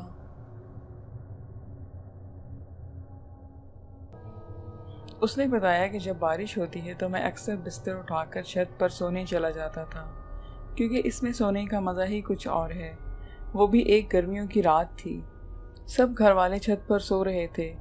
اچانک رات کو بارش ہونے لگی تو سارے اپنی چادریں تکیا سنبھالے نیچے بھاگے، مگر میری عادت تھی کہ میں نیچے کی چٹائی اپنے اوپر ڈال کر سوتا رہتا جب تک بارش زور نہ پکڑ لیتی، کیونکہ مجھے ایسا بہت اچھا لگتا تھا۔ اس رات بھی سارے گھر والے نیچے چلے گئے اور میں اکیلا چٹائی ڈالے سوتا رہا۔ غنودگی میں تھا کہ اچانک مجھے 2 بلیوں کی زور سے لڑنے کی آوازیں آئیں۔ لڑتے ہوئے ان کی آوازیں بہت بری لگ رہی تھیں۔ وہ لڑتے ہوئے چھت کی چاروں دیواروں پہ چڑھ رہی تھیں اور اتنی بھیانک آوازیں تھیں کہ لگ رہا تھا میرا جگر پھٹ جائے گا۔ ان کی رونے کی آوازیں سن کر میں بے چینی میں جاگ گیا۔ پہلے سوچا کوئی جوتا اٹھا کر ان کو بھگا دوں، پھر سوچا کہ میں اندھیرے میں جوتا کہاں ڈھونڈوں گا، تھوڑی دیر بعد خود ہی لڑ کر تھک جائیں گی اور چلی جائیں گے۔ اچانک خاموشی ہو گئی۔ میں دوبارہ غنودگی میں چلا گیا۔ تبھی ایک بلی کی زوردار چیخ میری چرپائی کے عین نیچے سے آئی اور میں اچھل پڑا۔ میں نے چرپائی کے نیچے جھانکا مگر وہاں کچھ نہیں تھا۔ ادھر ادھر نظر دوڑائی، وہاں بھی کچھ نہیں تھا۔ میں نے سوچا کہ شاید میرے اٹھتے ہی اس نے ساتھ والے گھر میں چھلانگ مار دی ہو۔ میں نے جوتا اپنے پاس رکھ لیا کہ اب اگر آئی تو اس کو نہیں چھوڑوں گا۔ میں دوبارہ لیٹ گیا اور خود کو پرسکون کرتے کرتے تھوڑی دیر بعد میں دوبارہ نیند میں چلا گیا۔ آنکھ تب کھلی جب بلی کے اڑانے کی آواز میں نے اپنی چرپائی کی سیدھی طرف سے محسوس کی۔ اس کی غراہٹ پوری چھت پر پھیل رہی تھی۔ میں نے آہستہ آہستہ اپنے جوتے کی طرف ہاتھ بڑھایا اور اس کو مارنے کے لیے اٹھا۔ دیکھا تو وہاں کچھ بھی نہیں تھا، لیکن وہ غراہٹ مجھے اپنے دائیں طرف سے آ رہی تھی۔ میں اچانک بائیں طرف پلٹا تو وہی آواز مجھے دائیں طرف سے آنے لگی۔ اب وہ آواز کبھی دائیں اور کبھی بائیں کی طرف سے آتی، کبھی پیچھے اور کبھی آگے کی طرف سے آنے لگی۔ اچانک شدید ڈر میرے بدن میں دوڑ گیا، میری پنڈلیاں سن ہو گئیں۔ مجھے لگا کہ کچھ گڑبڑ ہے کہ اچانک میری نظر تو ایک سیاہ بلی پر پڑی جو سرخ آنکھوں سے مجھے گھور رہی تھی۔ اس کی آنکھیں انگاروں کی طرح دہک رہی تھیں۔ میں کانپتے ہوئے اسے دیکھ رہا تھا۔ اتنی ہمت نہیں تھی کہ میں بھاگ جاؤں۔ پھر وہ اچانک بڑی ہونے لگی और मेरे देखते ही देखते वो बकरे जितनी बड़ी हो गई और ऐसी नज़र आ रही थी जिस तरह नेशनल ज्योग्राफिक चैनल में काला चीता होता है, क्योंकि वो बिल्कुल स्याह बिल्ली थी। फिर अचानक से इसने अपनी पोजीशन ली जैसे वो दीवार पर से मुझ पर से छलांग लगाने वाली हो। मेरे मुंह से एक ज़ोरदार चीख निकली। मैं एक ही छलांग नीचे उतरा और नीचे सीढ़ियों की तरफ भाग गया। मेरी चीख इतनी बुलंद थी कि मेरे अम्मी अब्बू बड़ा भाई सहन में आ गए और मैं सीढ़ियों से नीचे आते ही गिरते हुए बेहोश हो गया। मगर परेशानियां ख़त्म ना हुई। कुछ दिनों तक मुझे डरावने ख्वाब आते रहे। मुझे वही बिल्ली नज़र आती जो कभी मेरे नखरे पर दांत काढ़े हुए थी, कभी वो मेरा खून चाट रही होती। मैं नींद में चीखने लगता। फिर मुझे ख्वाब में भूत दिखाई देते। किसी का सर नहीं होता, किसी का गोश्त लटक रहा होता, आंखों के काले हल्के पड़ते जा रहे थे। मैं बीमार रहने लगा, कमज़ोर होता गया। डर के मारे मैं घर से भी बाहर नहीं निकलता। फिर मौलवी साहब दम करने आते, मुझे पानी पिलाया जाता। मेरी वालदा हर वक्त मुझ पर सूरह यासीन पढ़कर फूंकती। अफाका होता मगर फिर वही हालत हो जाती। बैठे बैठे मैं चीखें मारकर बेहोश हो जाता। एक रोज़ मैं बैठा पढ़ रहा था कि किसी काम से कमरे में अंदर अपनी अम्मी के पास गया। मुझे एकदम डर सा लगने लगा। मैं अपनी अम्मी के पास गया कि वो मुझ पर कुछ पढ़ कर फूंक दें। मेरी अम्मी मेरी तरफ पीट के अलमारी खोले कपड़े तय कर रही थी। मैंने अम्मी को पुकारा मगर उन्होंने मुझे जवाब नहीं दिया। मैं इनके करीब गया और इनको ज़ोर से आवाज़ दी तो उन्होंने मुझे मुड़कर देखा, मगर वो मेरी वालदा नहीं थी। वो खौफनाक शक्ल की औरत थी। इसका रंग तांबे जैसा था, आंखों से सर्द और मुंह का दहाना बहुत बड़ा था। वो हाथ फैलाए हंसी चली जा रही थी और मुझे अपनी तरफ बुला रही थी। इसके दांत चमक रहे थे। मैं तो पहले ही डर कर अपनी वालदा के पास कुछ दम करवाने आया था। इस औरत की शक्ल देखी तो वहीं बेहोश हो गया। जब होश आया तो मौलवी साहब मेरे सरहाने बैठे कुछ पढ़ रहे थे। मेरे अब्बू शदीद परेशानी में बैठे थे। मौलवी साहब के पूछने पर इनको मैंने सारी बात बताई तो वो सोच में पड़ गए। फिर इस तरह के वाक़यात मेरे अलावा मेरे घर के दूसरे अफराद के साथ भी पेश आने लगे। कभी बाथरूम का दरवाज़ा अंदर से बंद होता, पानी की आवाज़ें आने लगती। थोड़ी देर बाद दरवाज़ा खुल जाता लेकिन अंदर कोई ना होता। एक बार हम सब टीवी देख रहे थे कि बिजली का बटन ठक से ऊपर हुआ और बल्ब ऑफ हो गए। एक बार मेरी अम्मी की चारपाई कमरे के बीच में किसी ने खींचकर दूर कर दी जब वो सोई हुई थी। चीज़ें हम एक जगह रखते मगर हमें दूसरी जगह मिलती थी।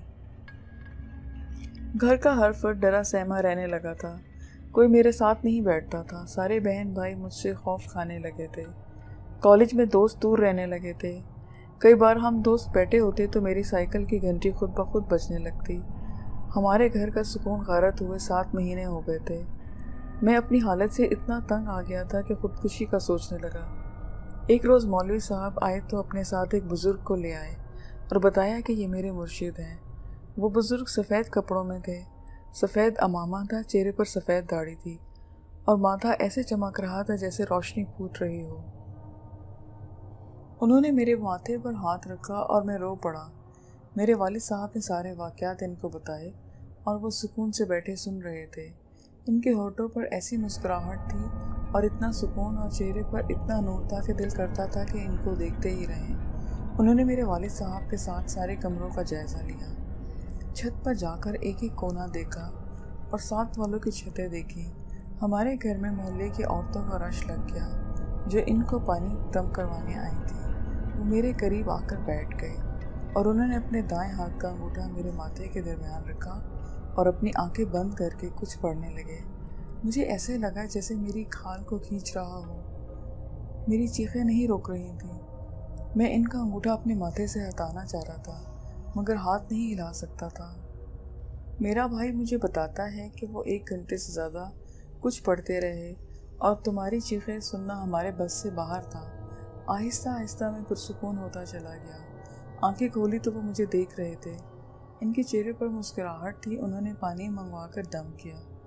कमरे के हर कोने में पानी छिड़क का गया और 2 घूंट पानी मुझे पिला दिए। वो 2 घूंट पानी ऐसे जैसे आबे हयात था कि पीते ही मेरे सर से 7 महीने का चढ़ा हुआ बोझ उतर गया। मेरे कंधे हल्के हो गए। मेरे जिस्म में सुकून दौड़ने लगा। मेरी बुझी आंखें रोशन हो गई। मैं उठ गया और इनकी हथेली पर सर रखकर रोने लगा। وہ میرے سر پر ہاتھ پھیرنے لگے۔ انہوں نے سب گھر والوں کو کہا کہ نماز اپنے وقت پر پڑھنا اور حرام، جھوٹ اور غیبت سے بچنا۔ ہر روز چاروں کل پڑھ کر اپنے ہاتھوں پر پھونک کر پورے جسم پر پھیر لیا کرو، کوئی بلا تمہارے قریب نہیں آئے گی۔ پھر وہ چلے گئے۔ آج اس بات کو 2 سال ہو گئے ہیں اور اللہ کا شکر ہے کہ پھر کوئی واقعہ پیش نہیں آیا۔ اب میں روز چاروں کل پڑھ کر اپنے جسم پر پھیرتا ہوں اور پوری طرح سے تندرست ہوں۔ نہ ہی مجھے ڈر لگتا ہے اور نہ ہی مجھے کوئی ایسا خواب آتا ہے۔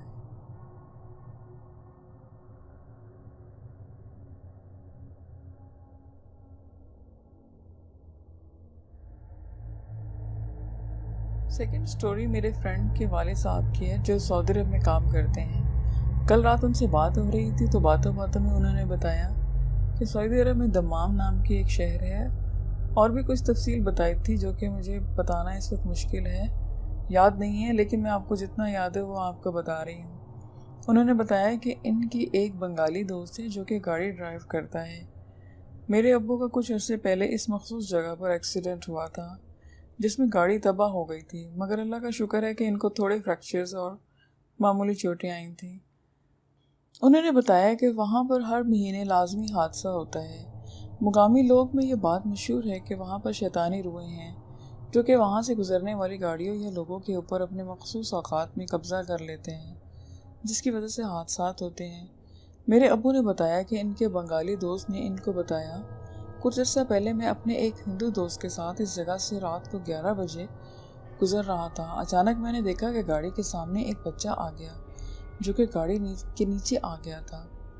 میں نے گھبرا کر گاڑی روک دی، بچہ مر گیا۔ جب وہ پیچھے مڑ کر دیکھا تو وہی بچہ گاڑی کے پیچھے شیشے پر اوپر چپکا ہوا تھا اور ہاتھ کے اشارے سے شیشے کو تھپڑ مار رہا تھا۔ گاڑی کو روکو، یہ دونوں گھبرائے۔ بنگالی دوست نے اپنے ہندو دوست سے کہا کہ تم اپنی مذہبی کتاب گیتا کا ورد کرو اور میں اپنی کتاب کا ورد کرتا ہوں۔ انہوں نے گھبرا کر خوف کے مارے جلدی جلدی پڑھنا شروع کر دیا اور گاڑی بھگانی شروع کی۔ دیکھا تو وہی بچہ گاڑی کے ساتھ ساتھ بھاگ رہا تھا، بالکل گاڑی کی سپیڈ میں بھاگ رہا تھا، کبھی دائیں طرف تو کبھی بائیں طرف۔ ان لوگوں کا ڈر کے مارے برا حال تھا۔ انہوں نے سوچا آج نہیں بچیں گے۔ تیز تیز گاڑی بھگاتے ہوئے اپنا ورد کرتے ہوئے اچانک وہ بچہ گاڑی کی فرنٹ سکرین پر سامنے آ گیا۔ ان لوگوں نے بغیر کسی چیز کی پرواہ کیے جلدی میں اپنا سفر جاری رکھا۔ وہ جلدی سے اس علاقے سے نکل جانا چاہتے تھے۔ تھوڑی ہی دیر بعد انہوں نے مڑ کے دیکھا تو وہ بچہ سڑک پر اسی جگہ کھڑا تھا جہاں اس نے شروع کیا تھا۔ وہاں پر کھڑا ہوا اس کا قد لمبا ہوتا جا رہا تھا اور وہ ہنس رہا تھا، مگر اس بچے نے ان کا پیچھا چھوڑ دیا تھا کیونکہ اس کے علاقے کی حد ختم ہو گئی تھی۔ یہ لوگ پتہ نہیں کس طرح سے اپنی منزل پر پہنچے، اور جب پہنچے تو ان لوگوں کو کئی دن بخار رہا۔ وہ جگہ دمام میں مشہور ہے اور مقامی لوگوں میں مشہور ہے کہ وہاں پر شیطانی مخلوقات بستی ہیں جو کہ لوگوں پر اپنا قبضہ جما لیتی ہیں۔ مخصوص ٹائم اور مخصوص اوقات میں جس وقت وہ وہاں سے گزرتے ہیں تو اس وقت وہاں پر لازمی حادثات ہوتے ہیں۔ مجھے اتنا ہی تفصیل یاد تھی جو میں نے آپ کو بتائی۔ آج کا یہ ریئل انسیڈنٹ جنہوں نے بھیجا ہے انہوں نے اپنا نام مینشن نہیں کیا۔ آئے میں آپ کو انہی کی زبانی سناتی ہوں۔ یہ واقعہ خود میرے ساتھ اور میری کزن کے ساتھ پیش آیا تھا۔ میری پھپھو کی فیملی ہمارے گھر رہنے آئی تھی۔ گرمیاں تھیں تو شام کو ہم سب نے لیڈی پارک جانے کا پلان بنایا جو ہمارے گھر سے زیادہ دور نہیں تھا۔ اس پارک کی جگہ پہلے یہ ایک کھلا بڑا میدان تھا۔ لوگ ادھر کچرا بھی پھینک جاتے تھے۔ بعد میں ادھر ایک خوبصورت لیڈی پارک بنا دیا گیا۔ بہت سی فیملیز روز یہاں آتی جاتی تھیں۔ میری پھپھو، ان کی بیٹی اور میری ماما ایک ملازمہ اور چھوٹے بچوں کے ساتھ تھیں۔ ملازمہ باری باری بچوں کو سنبھال رہی تھی۔ لائٹس بھی لگی تھی۔ پارک کے سینٹر میں چھوٹی سی کینٹین تھی۔ میری ماما جان اور پھپھو جان ایک بینچ پر بیٹھ کر باتیں کرنے لگ گئیں۔ بچے اور ملازمہ کھیلنے میں مصروف تھے۔ میں اور میری کزن گیٹ کی سائڈ پہ کھڑے ہو کر باتیں کر رہے تھے کہ پارک کی دوسری سائڈ پر میری اچانک نظر پڑی تو مجھے ایک جانور جو گدھے جتنا اونچا اور تقریباً 3 گھوڑوں کے برابر لمبا تھا تیزی سے بھاگتا ہوا نظر آیا اور ایک پل میں ہی غائب ہو گیا۔ اس وقت عجیب سا خوف اور ڈر مجھے محسوس ہوا۔ میں نے گھبرا کر میری کزن کی طرف دیکھا، وہ بھی گمسم کھڑی تھی۔ میں نے اس سے پوچھا کیا آپ کو بھی کچھ نظر آیا ہے، تو اس نے ہاں میں سر ہلایا۔ اب تو پکا یقین ہو گیا کہ کچھ ہے۔ ہم دونوں ماما جان اور پھوپھو کی طرف بھاگیں اور سب کچھ بتایا کہ ہمیں کچھ نظر آیا اور ہمیں ڈر لگ رہا ہے۔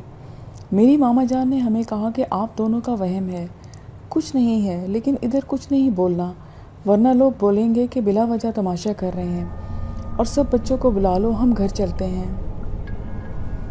اب ہم سب نے ایک دوسرے کا ہاتھ مضبوطی سے پکڑے اور تیزی سے گیٹ سے باہر نکل گئے۔ جیسے ہی گیٹ سے باہر پاؤں رکھے، پارک کے اندر سے بچوں اور عورتوں کے چیخنے چلانے کی زور زور سے آوازیں آنے لگی۔ پھوپھو نے کہا کہ آیت الکرسی پڑھو اور یہاں سے جلدی چلو۔ ہم جتنا تیز چل رہے تھے اتنی ہی تیز آوازیں آ رہی تھیں، ایک ایک سیکنڈ جیسے ایک ایک گھنٹے کے برابر ہو رہا تھا۔ لیکن ہمیں حیرت بھی ہو رہی تھی کہ پارک کے باہر لائٹس لگائے کچھ سموسے اور چاٹ کے سٹال والے بڑے آرام سے کھڑے تھے، اور ہمیں اس طرح چلتے دیکھ کر وہ بھی حیران تھے۔ پارک سے تھوڑا دور گلی میں کچھ آدمی اپنے گھر کے باہر کھڑے ہمیں ایسے چلتے دیکھ کر حیران ہو رہے تھے۔ تو ماما جان نے ان سے کہا کہ پارک میں کچھ ہوا ہے، پلیز آپ ادھر جائیں، بچے عورتیں چیخ رہے ہیں، ہم تو نکل آئے ہیں لیکن آپ کو ان کی ہیلپ کرنی چاہیے۔ دوسرے دن ان آدمی سے پتہ کروایا تو انہوں نے کہا کہ ہم نے پارک کے گارڈز اور باہر کھڑے لوگوں سے پوچھا ہے، انہوں نے تو کچھ نہیں دیکھا، آپ کو وہم ہوا تھا۔ میری پھوپھو جان نے میری ماما سے کہا کہ آپ لوگ دوبارہ اس پارک میں کبھی نہیں جانا، وہاں ضرور کوئی نہ کوئی غیبی مخلوق ہے، اور اس دن کے بعد سے ہم دوبارہ کبھی ادھر نہیں گئے۔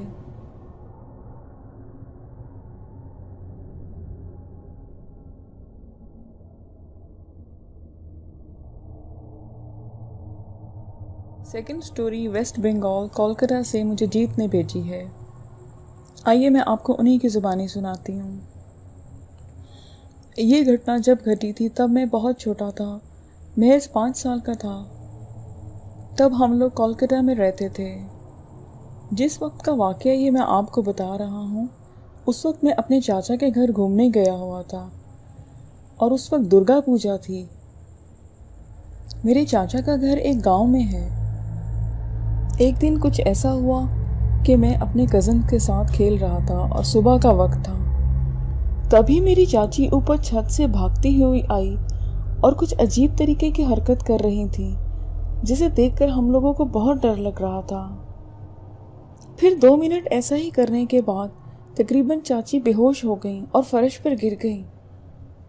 اس کے بعد میری چاچی کو ڈاکٹر کو دکھایا اور کچھ دن وہ ہاسپٹل میں ایڈمٹ بھی رہی، مگر میری چاچی کی طبیعت بگڑتی ہی گئی۔ تبھی میرے چاچا نے بولا کہ یہ ڈاکٹر سے ٹھیک ہونے والی نہیں ہے، یہ تو کوئی اوپری ہی چکر ہے۔ تو میری چاچی جی کو ایک پنڈت جی کے پاس لے جایا گیا۔ پنڈت جی نے بولا کہ میری چاچی کے اوپر ان کی سہیلی کاجل کا سایہ ہے، کاجل جو کچھ دن پہلے مر گئی تھی۔ اصل میں میری چاچی اور کاجل بچپن سے دوست تھے، اور میری چاچی اور کاجل کی ایک ساتھ ہی گاؤں میں شادی بھی ہوئی تھی۔ پھر میری چاچی اپنی دوست کو اپنے سامنے مرتا دیکھ کر بہت صدمے میں تھی اور اس کو بہت یاد کرتی تھی۔ اس کے بعد پنڈت جی نے بولا کہ اس کو لے کر آنا، اس کو پوجا میں بٹھانا ہوگا، اور اس کو اس وقت پوجا میں باندھ کے لانا، نہیں تو کسی کا بھی برا ہو سکتا ہے۔ کچھ دن بعد پنڈت جی میرے گھر میں آئے، 2 اور آتماؤں کو بھی اپنے ساتھ لے کے آئے۔ پھر کچھ اور لوگ بھی پوجا میں بیٹھے میری چاچی کے ساتھ، اور اندر سے دروازہ بند کر لیا، اور دروازہ اندر سے بند کرنے سے پہلے بولے کہ کچھ بھی ہو جائے دروازے کے اندر نہیں آنا۔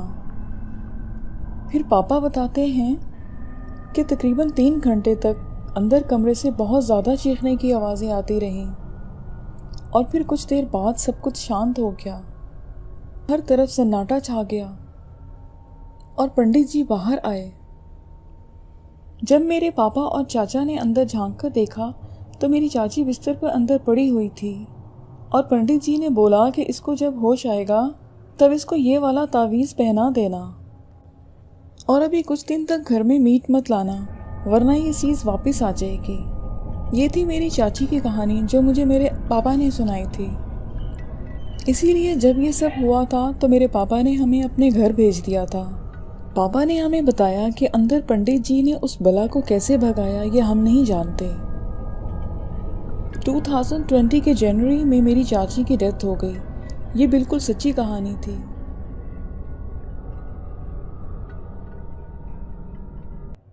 یہ واقعہ جب کا ہے جب پاکستان وجود میں نہیں آیا تھا۔ تب لاہور ایک چھوٹا سا شہر تھا جو 12 دروازوں پر مشتمل تھا۔ ان 12 دروازوں کے علاوہ ایک چھوٹا دروازہ موری گیٹ بھی تھا۔ اس وقت لاہور ان دروازوں کے اندر ہی اندر سمٹا ہوا تھا۔ صرف چند ہی ارد گرد چھوٹی آبادیاں اور بستیاں تھیں۔ لوہاری منڈی کا چوک جو آج کل جھنڈا چوک کہلاتا ہے، اس میں کوچہ پیر بھولا موجود ہے۔ پیر بوڑھا کے مزار مبارک کے سامنے گلی میں سکھوں کی ملکیت ایک بڑی 4 منزلہ کوٹھی ہے جس میں بہت سارے کمرے بنے ہوئے ہیں جو آج بھی اپنی جگہ پر قائم ہے۔ عمارت میں سکھ فیملی کی رہائش کے ساتھ غیبی مخلوق بھی رہتی تھی۔ وہ مخلوق صرف شہر کے لوگوں کو نہ تنگ کرتی بلکہ لاہور شہر میں کئی دکانوں اور گھروں کو بھی نقصان پہنچاتی۔ اس سے نہ صرف وہ گھر بلکہ پورا شہر اذیت میں مبتلا تھا۔ یہ غیبی مخلوق نہ صرف مالی نقصان پہنچاتی تھی بلکہ جانی نقصان بھی کرتی تھی۔ ان کی روک تھام کے لیے گھر والوں نے اپنی ہمت طاقت سے بڑھ کر زور لگایا لیکن کوئی فائدہ نہیں ہوا۔ سکھ فیملی نے بڑے گرو، پنڈت، پادری، پیر سب عاملوں سے رابطے کیے۔ جیسے ہی وہ کسی عامل پیر فقیر کو گھر میں لاتے تو آنے والے عامل ان چیزوں کو مکان سے نکالنے کے بجائے ان کی دھمکی سن کر خود ہی بھاگ جاتے، جن کی وجہ سے اس سکھ فیملی پر اور تکلیف بڑھ جاتی بلکہ پورے شہر میں تباہی پھیلتی۔ شہر کے دوسرے لوگ اور یہ سکھ فیملی بہت زیادہ عرصہ اس مصیبت میں مبتلا رہے۔ جیسے مغرب ہوتی سارے لوگ پریشان ہو جاتے۔ ہر کوئی یہی سوچتا کہ اب پتہ نہیں رات کو کس گھر پر حملہ ہو اور کون ان کے ظلم کا نشانہ بن جائے۔ ہربھجن سنگھ نے پوچھا، وہ ہمیں کہاں ملیں گے اور ان کا نام کیا ہے؟ تو اس آدمی نے بتایا، اوکاڑا شہر کے شمال میں 20-22 کلومیٹر دور ایک بنگلہ ہے جو انگریزوں کا کیپٹل تھا۔ اس سے آگے شیخو شریف گاؤں ہے جہاں پر یہ سردار اور ان کے سرکار جن کا نام سید سردار عالم شاہ ہے وہ رہتے ہیں۔ اگر وہ آپ کے ساتھ آ جائیں تو یہ نہ صرف آپ کو بلکہ آس پاس کے لوگوں کو بھی مصیبت سے بچا سکتے ہیں۔ سردار ہربھجن سنگھ اپنے 2 اور بھائیوں کے ساتھ اوکاڑا کے لیے روانہ ہو گئے۔ وہ لوگوں سے پوچھتے ہوئے سید سردار عالم کے خدمت میں حاضر ہوئے اور اپنی ساری بات بتائی کہ ہم بہت تکلیف میں ہیں۔ ہم نے سینکڑوں کی تعداد میں گرو، پنڈت، پادری اور فقیر سب کے پاس ہم جا چکے ہیں مگر کسی میں جرأت نہیں کہ وہ ان چیزوں پر قابو پا سکیں اور ہمیں وہ اور زیادہ تنگ کرتی ہیں، ہمارا بہت نقصان کرتی ہیں۔ کسی نے آپ کا بتایا ہے تو ہم آپ کے پاس بہت امیدیں لے کر آئے ہیں۔ سرکار شاہ ان کا ماجرا سن کر ان کے ساتھ چل پڑے، لاہور پہنچے اور لاہور پہنچ کر انہوں نے ان ہوائی مخلوقوں کو حاضر کیا۔ یہ 3 چڑیلیں تھیں۔ شاہ صاحب نے کہا، تم نے اس گھر میں کیوں ڈیرا ڈالا ہوا ہے؟ ان لوگوں کو کیوں نقصان پہنچا رہی ہو؟ آس پاس کے لوگ بھی تم سے تنگ ہیں اور تم ان کو تباہ کر رہے ہو۔ میں تمہیں روکنے آیا ہوں، یہاں سے نکالنے آیا ہوں، تم یہاں کیسے رہ سکتی ہو؟ شاہ صاحب کی باتیں سن کر چڑیلیں بہت طیش میں آ گئیں اور بولی، جاؤ چلے جاؤ، تم جیسے ہم نے بہت سینکڑوں یہاں پہ بڑی تعداد میں پیر فقیر نکالے ہیں لیکن سب کو منہ کی کھانی پڑی ہے۔ ہم اتنے نادان نہیں ہیں کہ تمہاری دھمکی سے ڈر کر بھاگ جائیں۔ سرکار شاہ نے کہا، تو تم بھی اپنے کان کھول کر سن لو، میں کوئی ایسا عامل نہیں کہ تمہارے ڈرانے سے ڈر جاؤں گا، میں تمہیں جلا کر بھسم کر دوں گا۔ ان چڑیلوں نے جواب میں کہا، شاہ جی تم بھی سن لو، ہم بھی تمہاری گردن توڑ کے رکھ دیں گے اور پھر ان سکھوں کا حشر کر دیں گے، نہ کہ یہ یہاں رہیں گے اور نہ پھر کوئی عامل پیر ہمیں نکالنے آئے گا۔ شاہ صاحب نے کہا، یہاں سے چلی جاؤ، یہ گھر چھوڑ دو بلکہ لاہور چھوڑ کے جاؤ۔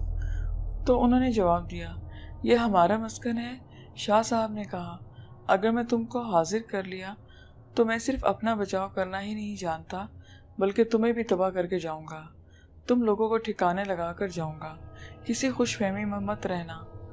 انہوں نے کہا، شاہ جی تم سے پہلے بھی بہت سے عامل فقیر آئے ہیں جنہوں نے ہمیں تمہاری طرح लोबान और गोगल की धुनी देकर हाजिर किया, धमकी भी दी, हमें जलाने का भी कहा, मगर इनके दावे खोखले निकले।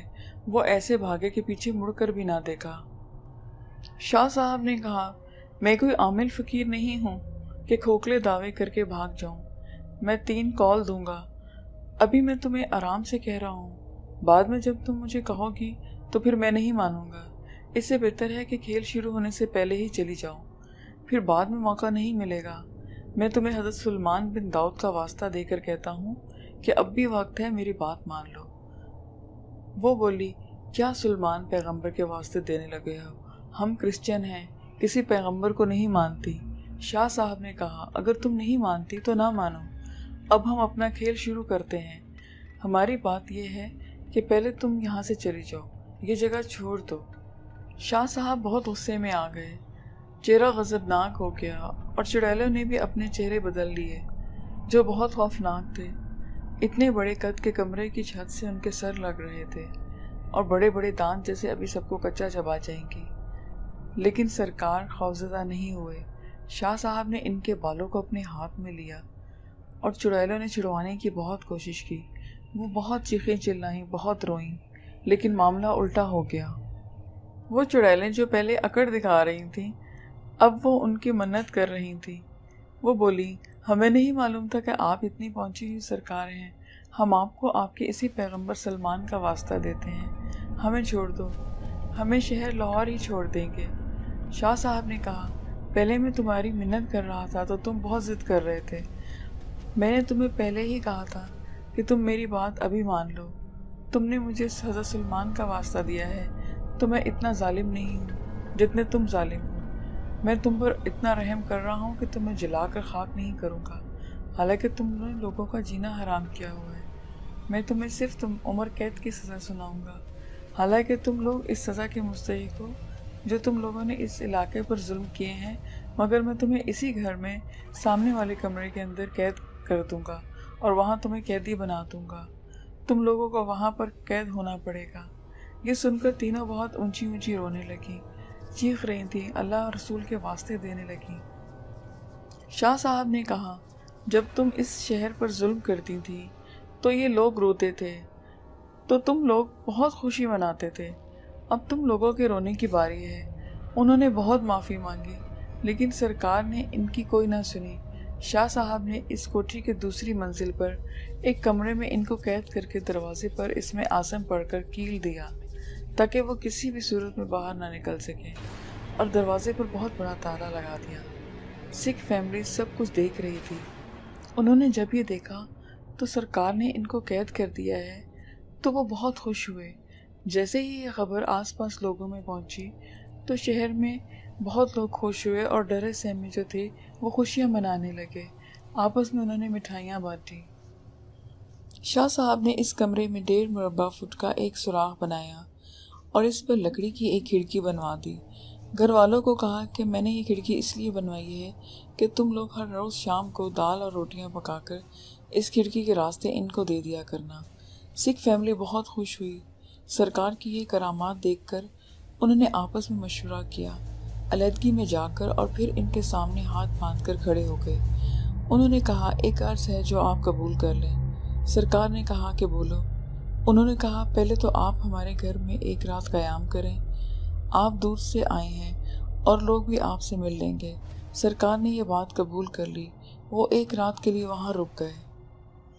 अगली सुबह बहुत से लोग शाह साहब की ज़ियारत करने आ रहे थे।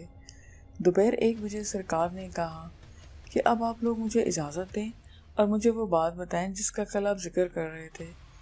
हरभजन सिंह ने आगे बढ़कर शाह साहब के सामने एक बड़ा हाकी लिफाफा रखते हुए कहा, सरकार, हमारे गुरु और आपके अल्लाह ताला ने हमें बहुत कुछ दे रखा है। इस लिफाफे में इस कोठी के मलकियत के कागजात हैं जो हमने आपके नाम करवा दी है। ये मकान आपको हम अपनी तरफ से तोहफे पर देते हैं। हमारी तरफ से ये हकीर तोहफा कबूल फरमाइए। शाह साहब ने कहा, नहीं, मैं कोई तोहफा लेने के लिए आपकी मदद नहीं गई। अगर आप कुछ देना चाहते हैं तो मेरे अल्लाह और मेरे नबी पर ईमान ले आएं। हरभजन सिंह ने कहा, सरकार, इस बात पर हम ज़रूर सोचेंगे और आपस में मशवरा करके आपको बताएंगे, लेकिन आप इस मकान में रहें, کیونکہ یہ مکان ہم آپ کے نام کر چکے ہیں۔ یہ نذرانہ تو بہت کم ہے، ہمارا تو ان چڑیلوں نے جینا محال کیا ہوا تھا۔ انہوں نے ہمیں بہت پریشان کیا۔ ہم آئندہ بھی اپنی حیثیت کے مطابق آپ کی خدمت کرتے رہیں گے۔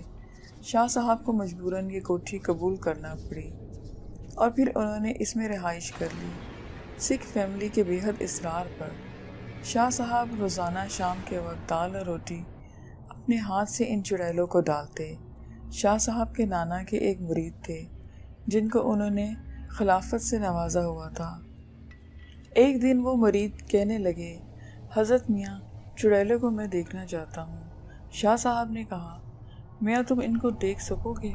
مگر ان کے بے حد ضد اور اصرار پر انہوں نے کہا، چلو ٹھیک ہے، اگر تم دیکھنا ہی چاہتے ہو تو آج شام کا کھانا میں نہیں بلکہ تم ان کو دینے جاؤ گے، اور زیادہ دیر کھڑکی کے پاس کھڑے نہ رہنا، صرف ایک جھلک دیکھ کر کھڑکی بند کر دینا۔ انہوں نے کہا، جی سرکار، میں ایسا ہی کروں گا۔ شام کو میاں صاحب نے دال روٹی لی اور کھڑکی کھولی۔ جیسے ہی کھانا اندر کیا، چڑیلوں نے جھٹ سے پکڑ لیا اور ایک دوسرے سے چھین کر کھانے لگے۔ میاں صاحب نے ان کی چھینا جھپٹی کافی دیر تک دیکھی۔ جب وہ اچھی طرح دیکھ سکے تو جیسے ہی کھڑکی بند کی، ساتھ ہی وہ زمین پر گر پڑے۔ پیچھے شاہ صاحب اپنے چند مریدوں کے ساتھ کھڑے تھے۔ ان مریدوں نے میاں صاحب کو اٹھا کر کمرے میں لٹا دیا اور کہا کہ حضرت میاں صاحب کو بہت تیز بخار ہے۔ شاہ صاحب نے ان کو دم کیا اور پانی پڑھ کر پلایا اور پوچھا، آپ کی طبیعت کیسی ہے؟ میاں صاحب نے بہت کمزور اور ہلکی آواز میں کہا، سرکار آپ کی دعاؤں سے بہتر ہوں۔ سرکار نے فرمایا، میں نے تمہیں منع کیا تھا کہ کھانا اندر دے کر فوراً کھڑکی بند کر دینا، مگر تم نے میرے کہنے پر عمل نہیں کیا اور اپنی من مانی کی۔ نتیجہ تم دیکھ لو۔ یہ بخار ان کو مسلسل 4 دن تک رہا۔ 5ویں دن وہ جب ٹھیک ہوئے تو سرکار کی خدمت میں حاضری دی۔ شاہ صاحب نے ان کی خیریت پوچھی اور مذاق سے کہا، میاں صاحب، آپ نے آج پھر چڑیلوں کو کھانا دینے جانا ہے؟ تو انہوں نے کہا، نہیں سرکار، میں یہ کام نہیں کرنا۔ شاہ صاحب نے کہا، کیوں، اب آپ نے چڑیلوں کو نہیں دیکھنا؟ انہوں نے کہا، نہیں سرکار، یہ تو میرے بس کا کام نہیں، میرے ماں باپ کے توبہ، جو اب میں ان کو دیکھنے کا نام بھی لوں۔ وقت گزرتا گیا، سالوں گزر گئے اور ایک دن سرکار اس دنیا سے کوچ کر گئے۔ ان کا مزار مبارک شیخو شریف میں موجود ہے۔ پاکستان بن گیا۔ سکھ خاندان لاہور چھوڑ کر انڈیا چلے گئے۔ سرکار کے ایک ہی بیٹے تھے، وہ بھی بہت پہنچی ہوئی ہستی تھے۔ ان کو باپ سے وراثت میں علم ملا تھا۔ ان کے بھی آگے 2 بیٹے تھے، سید مشکور حسین شاہ اور سید مظفر حسین صاحب۔ ایک روز گرمی کے موسم میں 10 بجے کے وقت سید مظفر حسین صاحب نے اپنے مرید کو کہا، کوچوان اشرف کو کہو ٹانگا لے آئے، ذرا کوبرا شریف جانا ہے، مجھے تھوڑا سا وہاں کام ہے۔ ٹانگے والے اشرف نے ٹانگا تیار کر دیا۔ گرمی بہت زیادہ تھی۔ شاہ صاحب ٹانگے میں بیٹھ گئے، ٹانگا چلانا شروع کر دیا۔ سڑک ویران پڑی تھی۔ ابھی کوئی 2 میل ہی دور گئے ہوں گے تو سڑک کے بائیں طرف بہت ہی سریلی آواز آئی، سید مظفر حسین شاہ، سرکار ذرا کچھ دیر کے لیے رکنا، میری ایک عدد سن لیں۔ شاہ صاحب نے اشرف کو ٹانگا روکنے کا کہا۔ ٹانگا رک گیا۔ شاہ صاحب نے دیکھا تو ایک سیاہ برقعے میں لمبے قد والی دبلی پتلی سی خوبصورت لڑکی آہستہ آہستہ چلتی ٹانگے کے پاس آ کر رکی۔ برقع اٹھایا تو اندر سے اس قدر حسین لڑکی تھی کہ وہ دیکھتے ہی رہ گئے۔ خوبصورتی میں وہ اپنی مثال آپ تھی، چمکتی آنکھیں اور چہرہ چمکتا۔ اس نے شاہ صاحب کو ہاتھ اٹھا کر سلام کیا تو اس کے ہاتھ کی 4 انگلیاں تھیں، انگوٹھا نہیں تھا۔ سرکار نے کہا، آپ نے سلام کر لیا ہے تو کیا اب ہم چلے جائیں؟ اس لڑکی نے کہا، جی نہیں، آپ مجھ سے چند منٹ دیں، میں نے آپ کو اپنی بات بتانی ہے۔ میں بھی آپ کی طرح سید زادی ہوں۔ میرا گھر حجرہ شاہ مقیم کے پاس تھا۔ وہ میرا گھر اور گاؤں پورا تباہ ہو گیا، میرا پورا خاندان تباہ ہو گیا ہے۔ میں اس وقت اپنی خالہ کے گھر تھی۔ جب مجھے خبر ملی تو میں واپس آئی اور اپنے گاؤں کو ویران پایا۔ میری رات دن کی نیندیں اڑ گئیں۔ شاہ صاحب نے اس کو اپنے ٹانگے پر پیچھے بیٹھنے کا اشارہ کیا۔ وہ لڑکی اس پہ بیٹھ گئی اور انہوں نے کوچوان سے کہا کہ ٹانگے کو واپس گاؤں کی طرف موڑ لو، اس کو اس کے گھر چھوڑ کر آتے ہیں۔ ٹانگا چل پڑا۔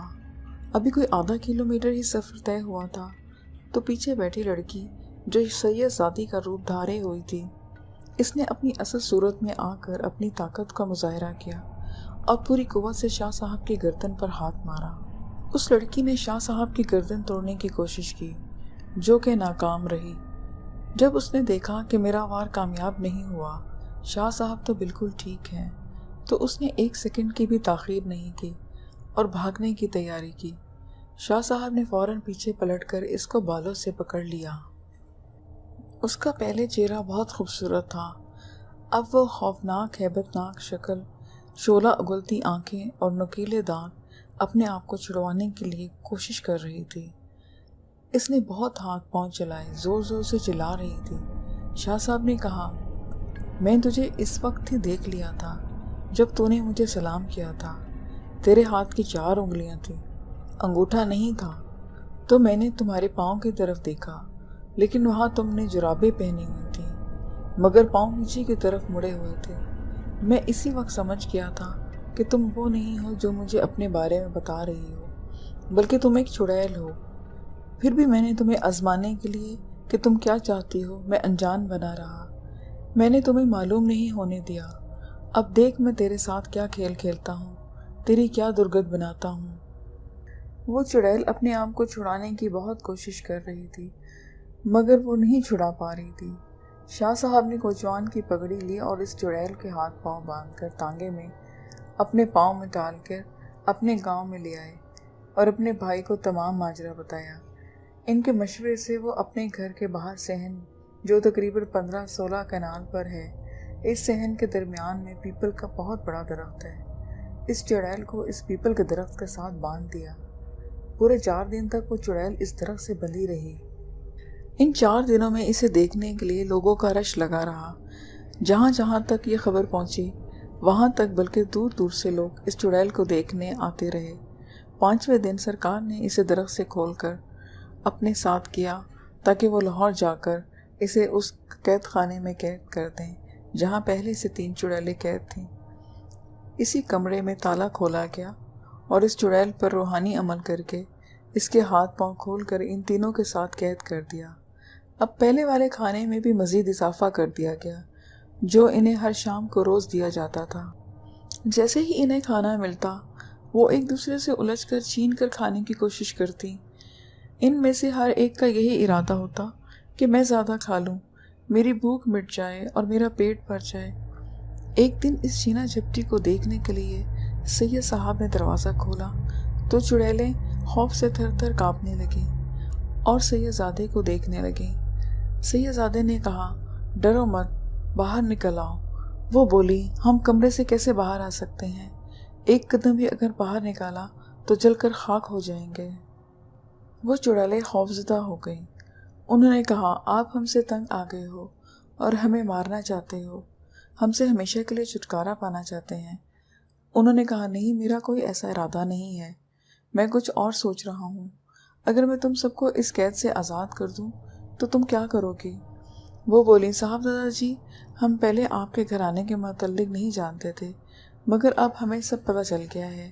اگر آپ ہم کو معاف کر کے آزاد کر دیں گے تو ہم بھی آپ سے وعدہ کرتے ہیں کہ آئندہ اپنے پرانے راستے پر بھول کر بھی نہیں چلیں گے، کبھی کسی کو نقصان نہیں دیں گے، اور جہاں آپ ہم پر اتنی مہربانی کرنا چاہتے ہیں وہاں ہماری ایک بات مان لیں۔ ہماری یہ بات آپ مان لیں کہ یہ گھر ہمارا مسکن ہے۔ اگر آپ اس کی اجازت دیں تو ہم کبھی کبھی اس گھر میں چکر لگا لیا کریں۔ اپنا گھر تو سب کو پیارا ہوتا ہے، لیکن اب تو یہ آپ کا گھر ہے۔ آپ اگر ہمیں اجازت دیں گے تو ہم اپنے گھر کو دیکھنے کبھی کبھی یہاں آ جایا کریں گے۔ صاحبزادہ نے کہا، میں تم پر کیسے یقین کر لوں کہ تم آزاد ہو کر کسی کو نقصان نہیں پہنچاؤ گی؟ انہوں نے کہا، صاحبزادہ صاحب، ہم آپ سے پکا وعدہ کرتے ہیں کہ ہم اب کسی کو نقصان نہیں پہنچائیں گے اور اپنا وعدہ پورا کریں گے۔ اگر ہم نے وعدہ پورا نہیں کیا تو آپ ہمیں دوبارہ اس قید خانے میں ڈال دینا یا ہمیں جلا کر خاک کر دینا۔ اگر آپ ہمیں چھوڑنے کی ہمت رکھتے ہیں تو ہمیں دوبارہ قابو کرنے کی بھی طاقت رکھتے ہیں۔ سرکار، اتنے سال قید میں رہنے کی وجہ سے ہماری آنکھیں کھل چکی ہیں۔ وہ پھر وعدہ کر کے نصیر صاحب سے اسم اعظم پڑھ کر اس کیل کو ختم کرتے ہوئے انہوں نے بھی اس کو آزاد کر دیا اور ان کو اپنے مسکن میں آنے جانے کی اجازت بھی دے دی۔ صاحبزادہ نے دوسرے رہائش اختیار کر لی اور اس کوٹھی کو کچھ عرصہ اپنے پاس رکھ کر ایک حصہ اس کا مرید کو دے دیا اور کچھ حصہ دوسرے کو دے دیا۔ وہ 8 سال تک اس میں رہائش پذیر رہے اور اس میں اسلامی مدرسہ کھولے رکھا۔ بچے بچیوں کو دینی تعلیم سے قرآن پاک حفظ و ناظرہ بھی پڑھاتے رہے۔ اس عرصہ میں کئی بار چڑیلیں اس گھر میں آتی رہیں، لیکن کبھی کسی کو کوئی تکلیف نہیں دی۔ ہاں، ان کے ساتھ مذاق ضرور کرتی تھیں۔ کبھی کوئی برتن اٹھا لیا، کبھی بستر اٹھا لیا، کبھی کوئی چیز ادھر سے ادھر رکھ دی۔ ڈھونڈنے پر بھی وہ چیز نہ ملتی، لیکن تھوڑی دیر بعد وہ چیز گھر کے کسی کونے میں پڑی ملتی۔ چڑیلیں آج بھی اس طرح اپنے مسکن میں آتی جاتی رہتی ہیں۔ آج کی سٹوری ایک چھوٹی بچی کے بارے میں ہے جس کو پیدا ہوئے ابھی 3 دن ہی گزرے تھے۔ آئیے میں اس چھوٹی بچی کی کہانی ان کی زبانی سناتی ہوں جنہوں نے اس کا روحانی علاج کیا تھا۔ ایک دن میں اپنے کلینک پہ تھا کہ مجھے عامر صاحب کا فون آیا۔ وہ بڑے پریشان تھے اور کہنے لگے کہ میں بڑی مشکل میں ہوں۔ وہ بولے کہ حکیم صاحب، میرے گھر ایک بچی پیدا ہوئی ہے جو کچھ کھا پی نہیں رہی۔ وہ ICU میں ایڈمٹ ہے۔ جو دودھ دیا جاتا ہے وہ باہر نکال دیتی ہے یا وامٹ کر دیتی ہے۔ اس کو سانس لینے میں بے انتہا تکلیف ہو رہی ہے۔ ڈاکٹرز الٹرا ساؤنڈ اور دیگر ٹیسٹ کروا رہے ہیں۔ آپ پلیز آ کر اس کو دیکھیں کہ کوئی روحانی مسئلہ تو نہیں ہے اس کے ساتھ۔ وہ بولے کہ یہ بچی مجھے بہت پیاری ہے کیونکہ یہ شادی کے 2 سال بعد پیدا ہوئی ہے۔ میں نے اس کو ہمت دی کہ تم ہمت رکھو، پریشان مت ہو، میں چیک کرتا ہوں، تم دعا کرو، جو نظر آئے گا میں مسئلے کا حل نکالنے کی کوشش کرتا ہوں، تمہیں پریشان ہونے کی ضرورت نہیں ہے۔ میں نے ان کا فون بند کر کے بچی کو اپنے طریقے سے چیک کیا اور اس کا حساب لگایا تو مجھے محسوس ہوا کہ اس کو چاروں طرف جنات کا بسیرا ہے اور یہی جنات اس کو بیمار کیے ہوئے ہیں۔ تھوڑا ہی وقت گزرا تھا کہ عامر کا دوبارہ فون آ گیا۔ اس نے کہا کہ حکیم صاحب، ڈاکٹرز کا فون آیا ہے۔ انہوں نے مجھے رپورٹس کے بارے میں بتایا ہے کہ بچی کے دل کے وال اپنی جگہ پر نہیں ہیں اور وہ اس کا آپریشن بھی نہیں کر سکتے کیونکہ بچی ابھی بہت چھوٹی ہے۔ وہ یہ بات کر کے رونے لگا۔ میں نے اسے حوصلہ دیا کہ اللہ پہ بھروسہ رکھو، سب ٹھیک ہو جائے گا۔ پھر میں اپنی پڑھائی کرنے لگا۔ میں نے بچی کے لیے دعا کی۔ اس پر جو نیگیٹو انرجی تھی اسے میں نے ہٹا دیا۔ دوسرے دن پھر عامر کا فون آیا۔ وہ بڑا پریشان تھا۔ میں نے اسے رات کی پڑھائی اور نیگیٹو انرجی کے بارے میں بتایا۔ پھر اسے اطمینان ہوا اور اس نے کہا کہ آپ کا بہت شکریہ۔ تیسرے دن دوپہر کے وقت عامر کا فون آیا اور اس نے مجھے بتایا کہ بچی کی حالت میں کوئی بہتری نہیں ہے، وہ کچھ نہیں کھا رہی۔ خوراک کی نالی کے ذریعے جو کچھ پیٹ میں جاتا ہے وہ وامٹ کر دیتی ہے۔ میں نے رات کو جو پڑھا تھا اس کے بارے میں اس کو بتایا۔ اس دوران مجھ پر جنات کا اٹیک ہوا تھا۔ بہت سارے خوفناک قسم کے جنات پہنچ گئے تھے جو مجھے اس بچی کے لیے پڑھائی کرنے سے منع کر رہے تھے۔ رات میں ان شیطانوں سے لڑتا رہا۔ مجھے بہت فکر تھی کیونکہ اس کی بچی 2 سال بعد پیدا ہوئی تھی۔ ڈاکٹرز بھی حیران تھے کہ اتنی چھوٹی بچی کے والو ایک تو بند ہیں اور اس کا آپریشن بھی نہیں ہو سکتا، وہ کریں تو کیا کریں۔ میں عامر کی بچے کی پریشانی میں بیٹھا ہوا تھا، سوچ رہا تھا کہ اچانک میرے کلینک پر ایک صاحب پر میری نظر پڑی اور مجھے ایسا لگا کہ جیسے یہ میرا مسئلہ حل کروا دیں گے۔ وہ میرے ایک دوست تھے جو بہت زیادہ علم کی حیثیت رکھتے تھے۔ وہ کافی زیادہ مسائل جن میں پھنسا ہوتا تھا جو کہ مجھ سے حل نہیں ہوتے تھے وہ حل کروا دیتے تھے۔ ان کے لیے کوئی اتنے بڑے مسئلے نہیں تھے، وہ کافی زیادہ علم رکھتے تھے۔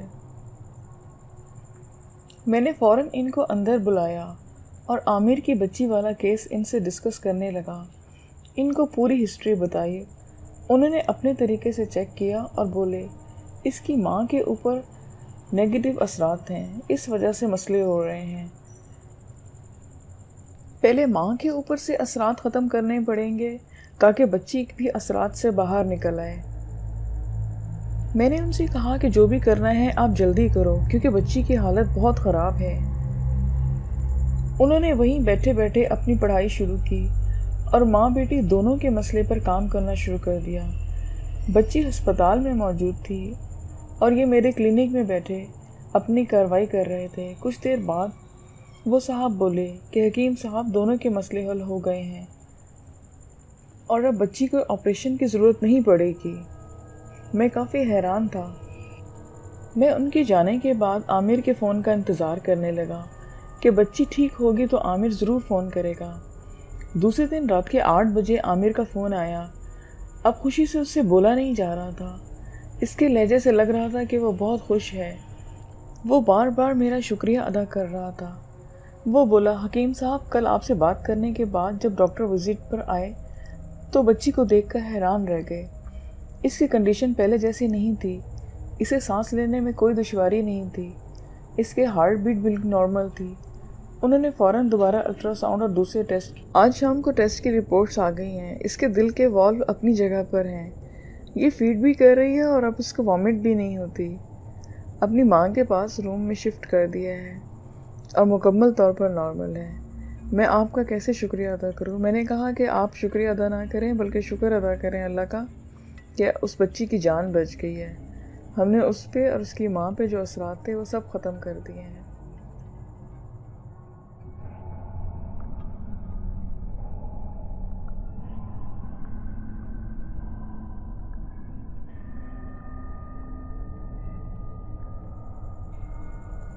آج کی دوسری سٹوری میرے ماموں کے ساتھ پیش آئی۔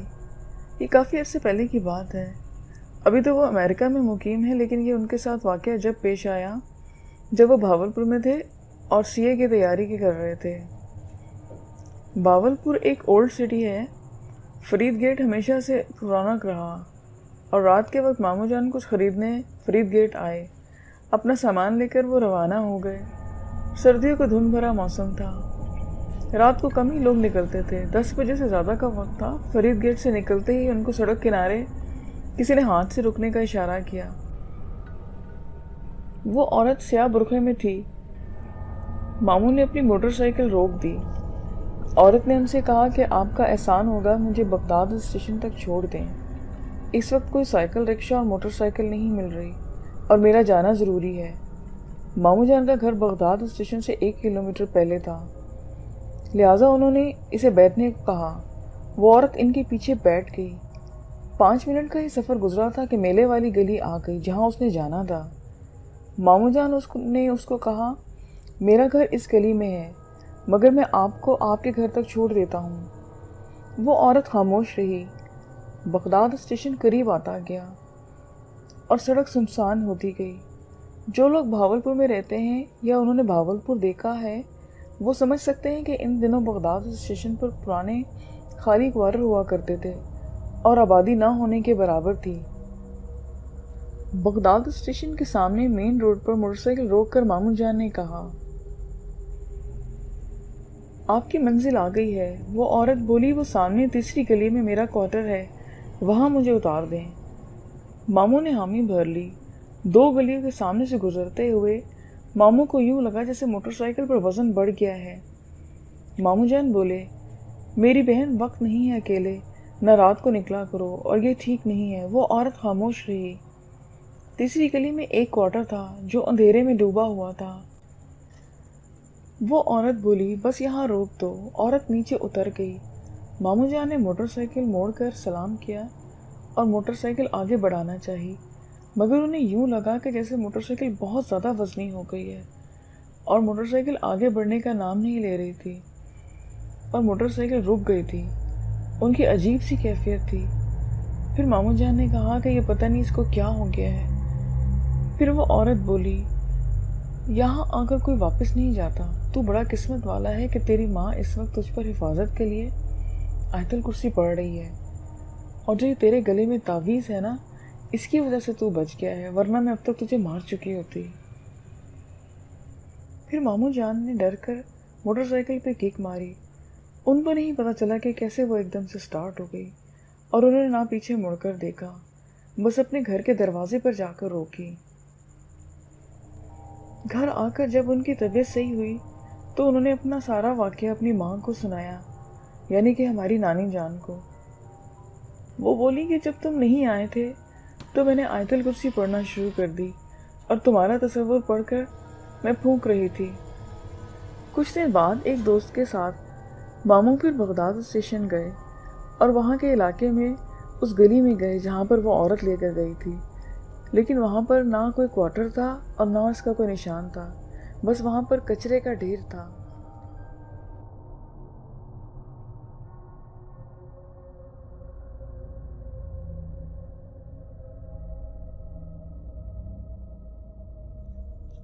आज की ये तीसरी स्टोरी मेरी एक दोस्त ने भेजी है। मैं आपको उन्हीं की ज़ुबानी सुनाती हूँ। 2 साल पहले हम सरगोदा के एक एरिया में रहते थे जो कि शहर से थोड़ा दूर था। एक बस्ती टाइप का इलाका था। हमारी बस्ती के करीब एक बहुत बड़ा कब्रिस्तान था। इसमें नई और पुरानी बहुत ज़्यादा कब्रें थीं, लेकिन हमें कभी डर नहीं लगता था क्योंकि हम काफ़ी सालों से वहाँ रह रहे थे। हमारा बचपन उसी इलाके में गुजरा था, बल्कि हम इस कब्रिस्तान में सारा दिन खेलते थे। फिर जब मैट्रिक में थी, मेरे मामू ताहिर मामू जिन्हें हम कहते थे, कराची से हमारे पास कुछ दिन ठहरने के लिए आए। इनके आने पर हमें मालूम हुआ कि उनको अमल करने का शौक़ है। जब हमारे घर के पास उन्होंने कब्रिस्तान देखा तो वो मचल गए और कहने लगे कि मैं इस कब्रिस्तान में एक चिल्ला काटूंगा। अम्मी ने उन्हें बहुत मना किया, लेकिन वो नहीं माने और रात के वक्त चिल्ला काटने चले गए।